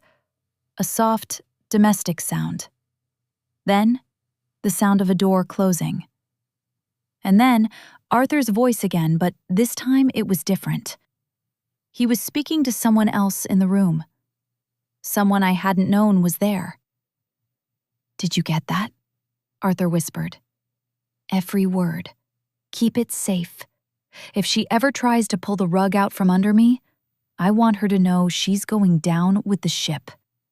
She's too smart for her own good, that one. We have to keep the leash tight." I took off the headphones. The room seemed to tilt. The voice on the other end of Arthur's secret recording, the person he had shared my confession with, wasn't Bradley. It was a woman's voice. A voice I knew. "I've got it, Arthur. Don't worry. She'll never leave. She's too obedient for that. Now, come back to bed." The voice belonged to my sister, Eleanor. I sat in the dark kitchen, the green glow of the oven clock the only light. The betrayal wasn't a circle. It was a web. And I was just beginning to see how many people I loved were caught in it. The green glow of the oven clock marked 1:14 a.m. I remained in the kitchen, the silver flash drive still protruding from my laptop like a splinter in a wound. The voice of my sister, Eleanor, echoed in the chambers of my mind, overlapping with 30 years of shared tea, whispered confidences, and the birthdays we had celebrated together. "She's too obedient for that. Now come back to bed." The word obedient didn't sting. It was the laughter that followed it, a soft, conspiratorial sound that suggested I was a shared joke between them. My sister was the one person I had allowed into the inner sanctum of my loneliness. When Arthur was cold, I called Eleanor. When Julian was failing school, I wept on Eleanor's shoulder. And all that time, she had been the one holding the other end of the leash. I thought of the thousands of hours I had spent helping Eleanor with her financial struggles. I had paid for her daughter's tuition. I had bought her a car when her business venture failed. I had done it out of a sense of sisterly duty, a belief that we were the last two people who truly understood our mother's legacy of sacrifice. I realized now that Eleanor didn't struggle. She was compensated. I stood up and walked to the wall of family photos in the hallway. There was a picture of the three of us from 5 years ago, Arthur, Eleanor, and me, at a gala for the hospital. Arthur had his arm around me, but his hand was angled in a way that pointed toward Eleanor. She was smiling at the camera with a radiance I had always envied. I looked at myself in that photo. I looked like a blurred background, a soft focus setting for their brilliance. My phone buzzed. It was a call from Eleanor. The timing was impeccable. She was the vulture that always knew when the heart had stopped beating. I answered it, but I didn't say a word. I wanted to hear the performance one last time. "Diane? Oh, thank God you answered." Eleanor's voice was high, frantic, and perfectly tuned to the frequency of faux emergency. I just saw Arthur. He's at the Marriott in the city. He called me crying saying you'd lost your mind. He said you threw him and Julian out in the middle of the night? Honey, talk to me.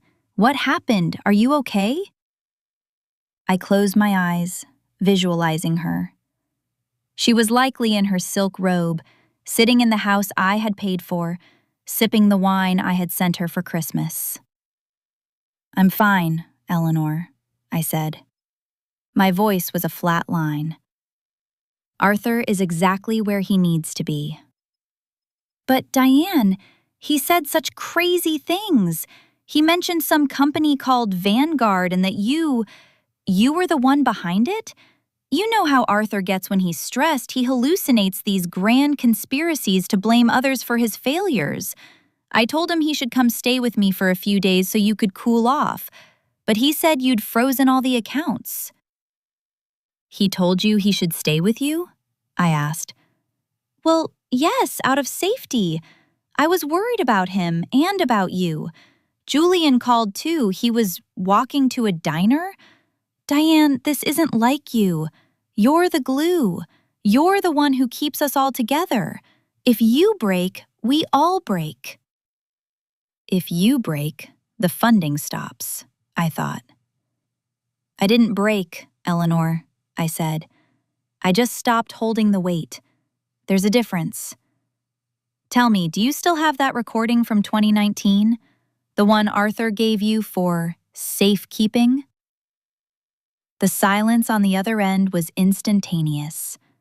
It wasn't the silence of confusion. It was the silence of a predator that had just realized the tall grass had been cut down. I don't know what you're talking about, Diane, she whispered. The pitch of her voice had dropped an octave. The sisterly warmth had evaporated, leaving behind something cold and sharp. Bradley was here, I said. He tried to use it to blackmail me. He thought the voice on the other end was a mistress. He didn't realize it was family. I suppose Arthur thought that by giving it to you, it would be double protection. He could use it against me, and you could use it as insurance against him. Diane, listen to me. No, Eleanor. I've listened to you for 30 years. I listened when you told me to stay with Arthur after he had that nervous breakdown in 2005. I listened when you told me I was too sensitive whenever I noticed the way he looked at other women. I even listened when you told me that my intelligence was a burden to my marriage and that I should play small to make him feel big. I was protecting the family, she snapped, her true face finally showing. Do you have any idea how much work it was to keep Arthur from completely destroying everything? I was the one who managed his ego so he wouldn't take it out on you. I sacrificed my life to be the buffer in this miserable house. You didn't sacrifice anything, I said. You were on the payroll. I've been reviewing the consulting fees Arthur's firm paid to your shell company, Eltech. $400,000 over 5 years. That's a very high price for a buffer. You're a cold, calculating bitch, Diane. You always were. You think you're better than us because you have the money? You're a ghost. You're nothing. Arthur didn't love me because I was younger or prettier. He loved me because I was alive. I gave him the spark he couldn't find in your gray, boring soul. The cruelty didn't touch me. It felt like a breeze against a mountain. I realized that my sister had never known me at all. She had only known the mask I wore to make her feel comfortable. The gray soul is closing the accounts, Eleanor, I said. The house in the Hamptons? The one you told me you were house-sitting for a friend? I checked the deed. Arthur bought it with the Sterling pension funds. It's being seized by Vanguard tomorrow morning. I suggest you pack your things. You have until noon. You wouldn't do that to your own sister, she hissed. You aren't my sister, I said. You're a liability I've decided to write off. I hung up before she could respond. I walked to the kitchen island and picked up the silver flash drive. I walked to the sink, turned on the disposal, and dropped it in. The sound of the metal being pulverized was loud, violent, and brief. I was officially alone. My husband was in a motel. My son was a stranger. My sister was a ghost of a life I no longer recognized. The household systems were failing because I had stopped powering them. I didn't go to bed. I went to the laundry room. I looked at the piles of clothes, Arthur's shirts, Julian's gym gear, the linens from the guest rooms. I picked up a basket and carried it to the center of the room. I didn't put them in the washer. I simply dumped them on the floor. The psychological labor of the silent matriarch is a constant, invisible effort of organization. You keep the socks matched so the men don't have to think. You keep the pantry stocked so no one feels hunger. You keep the emotions regulated so no one has to feel the sting of their own consequences. I sat on the floor amidst the mountain of unfolded laundry. I picked up one of Arthur's silk ties, the one he wore when he wanted to look dominant. I tied it in a loose knot and dropped it. The house was cold. I had turned the thermostat down to 55. I wanted to feel the chill. I wanted to remember what it was like to be a person who wasn't responsible for everyone else's warmth. Around 3 a.m., the front door chime rang again. I didn't move. I watched the security feed on my phone. It was Julian. He was back at the gate, but he wasn't alone. He was leaning against a man I didn't recognize, a rough-looking character in a leather jacket. Julian looked sick. He was pale, sweating, and clutching his stomach. "Mom!" he yelled at the camera. "Mom, please, I think I'm having an allergic reaction. The diner, they used peanut oil. I can't breathe, Mom, please!" I looked at the screen.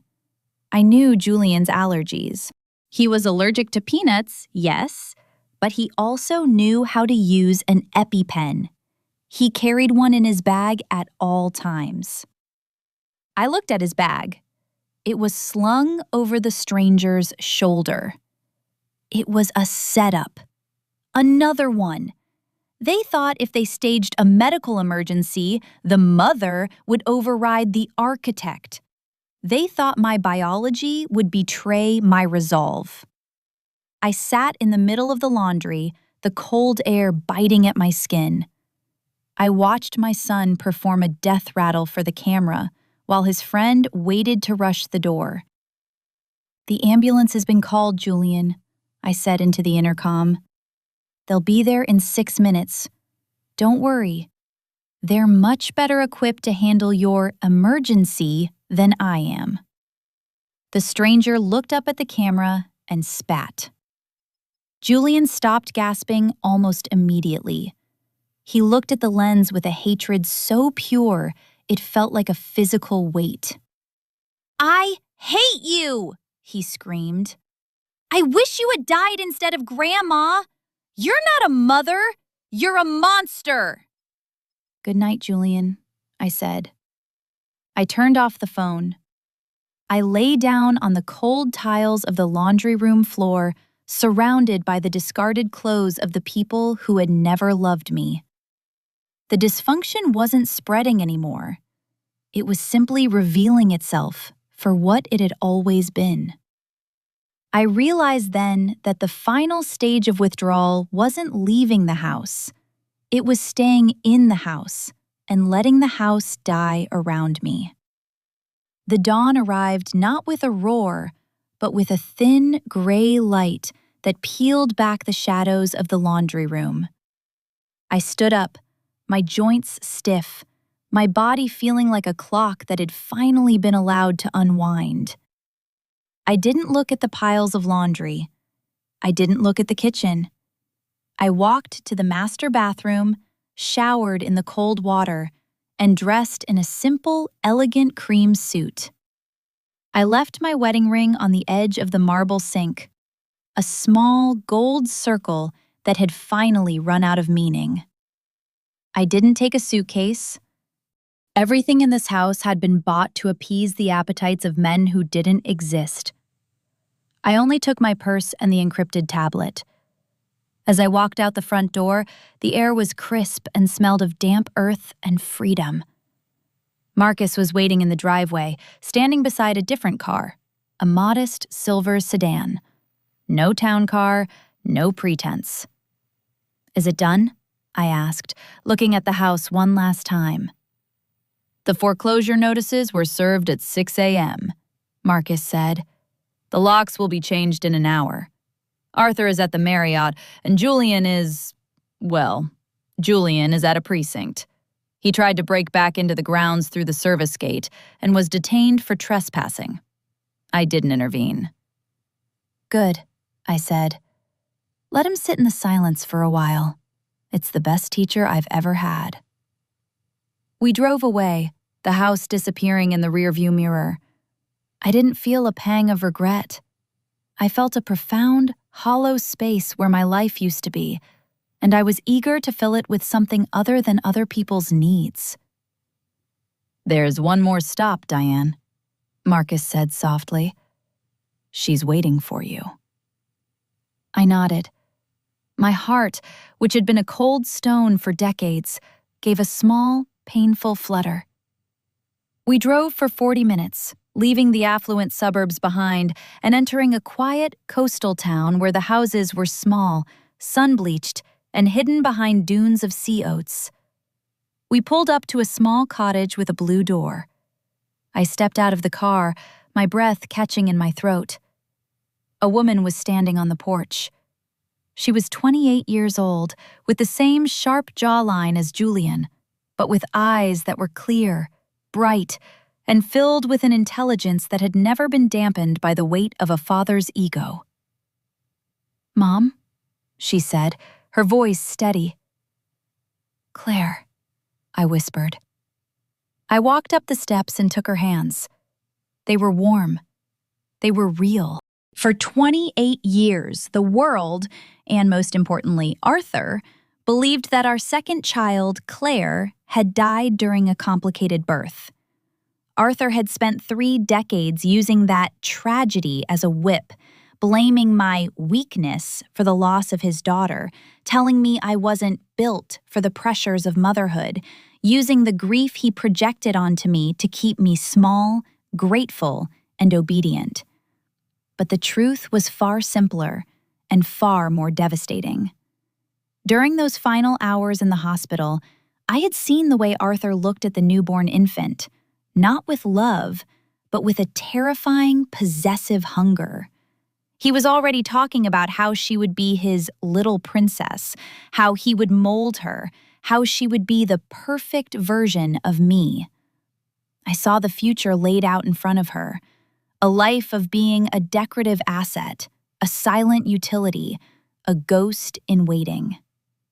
With the help of my mother, the provincial farm woman Arthur so despised, and a nurse who had seen too many women broken by men like him, I had made a choice. I told the world she was gone. I sent her away to be raised by a distant cousin in this quiet town, funded by the very secret dividends I began to cultivate the moment I realized what Arthur Vance truly was. I had lived a lie for 30 years to ensure she could live a truth. I had stayed in the plumbing of Arthur's house, absorbing his blows and his insults, acting as the stupid servant so that he would never look too closely at where the money was really going. I had sacrificed my own presence in her life to ensure she never had to experience his. "It's over," Claire said, pulling me into a hug. "Marcus sent me the files. Vanguard is officially mine now, isn't it?" "It's yours," I said, leaning into her. "The architect was never me, Claire. I was just the foreman. You're the one who built the system that finally brought him down." The twist was the ultimate psychological insurance policy. Claire had been the lead analyst at Vanguard for 5 years, operating under a different name. She was the one who had spotted Julian's embezzlement. She was the one who had flagged the Sterling account. She had hunted her own father and brother from the shadows, fueled by the stories I had whispered to her during our secret monthly doctor's appointments over the years. I pulled back and looked at her. "He thinks you're a ghost, Claire. He thinks he's a victim of a cruel universe. he'll never know that the daughter he mourned for sport is the one who took his throne. "Will you stay?" she asked.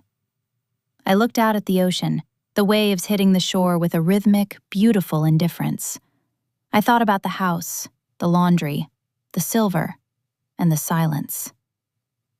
"No," I said, a smile finally reaching my eyes. "I've spent 30 years being the foundation.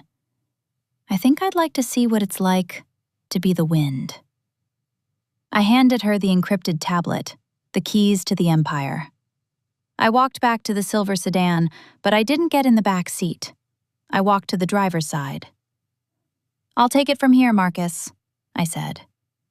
As I drove away from the coast, I turned on the radio.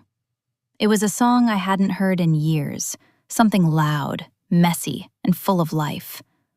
I looked at my hands on the steering wheel. They weren't stained with silver polish. They weren't shaking. They were just hands. I had lived a long-form drama, a tragedy of silence and endurance.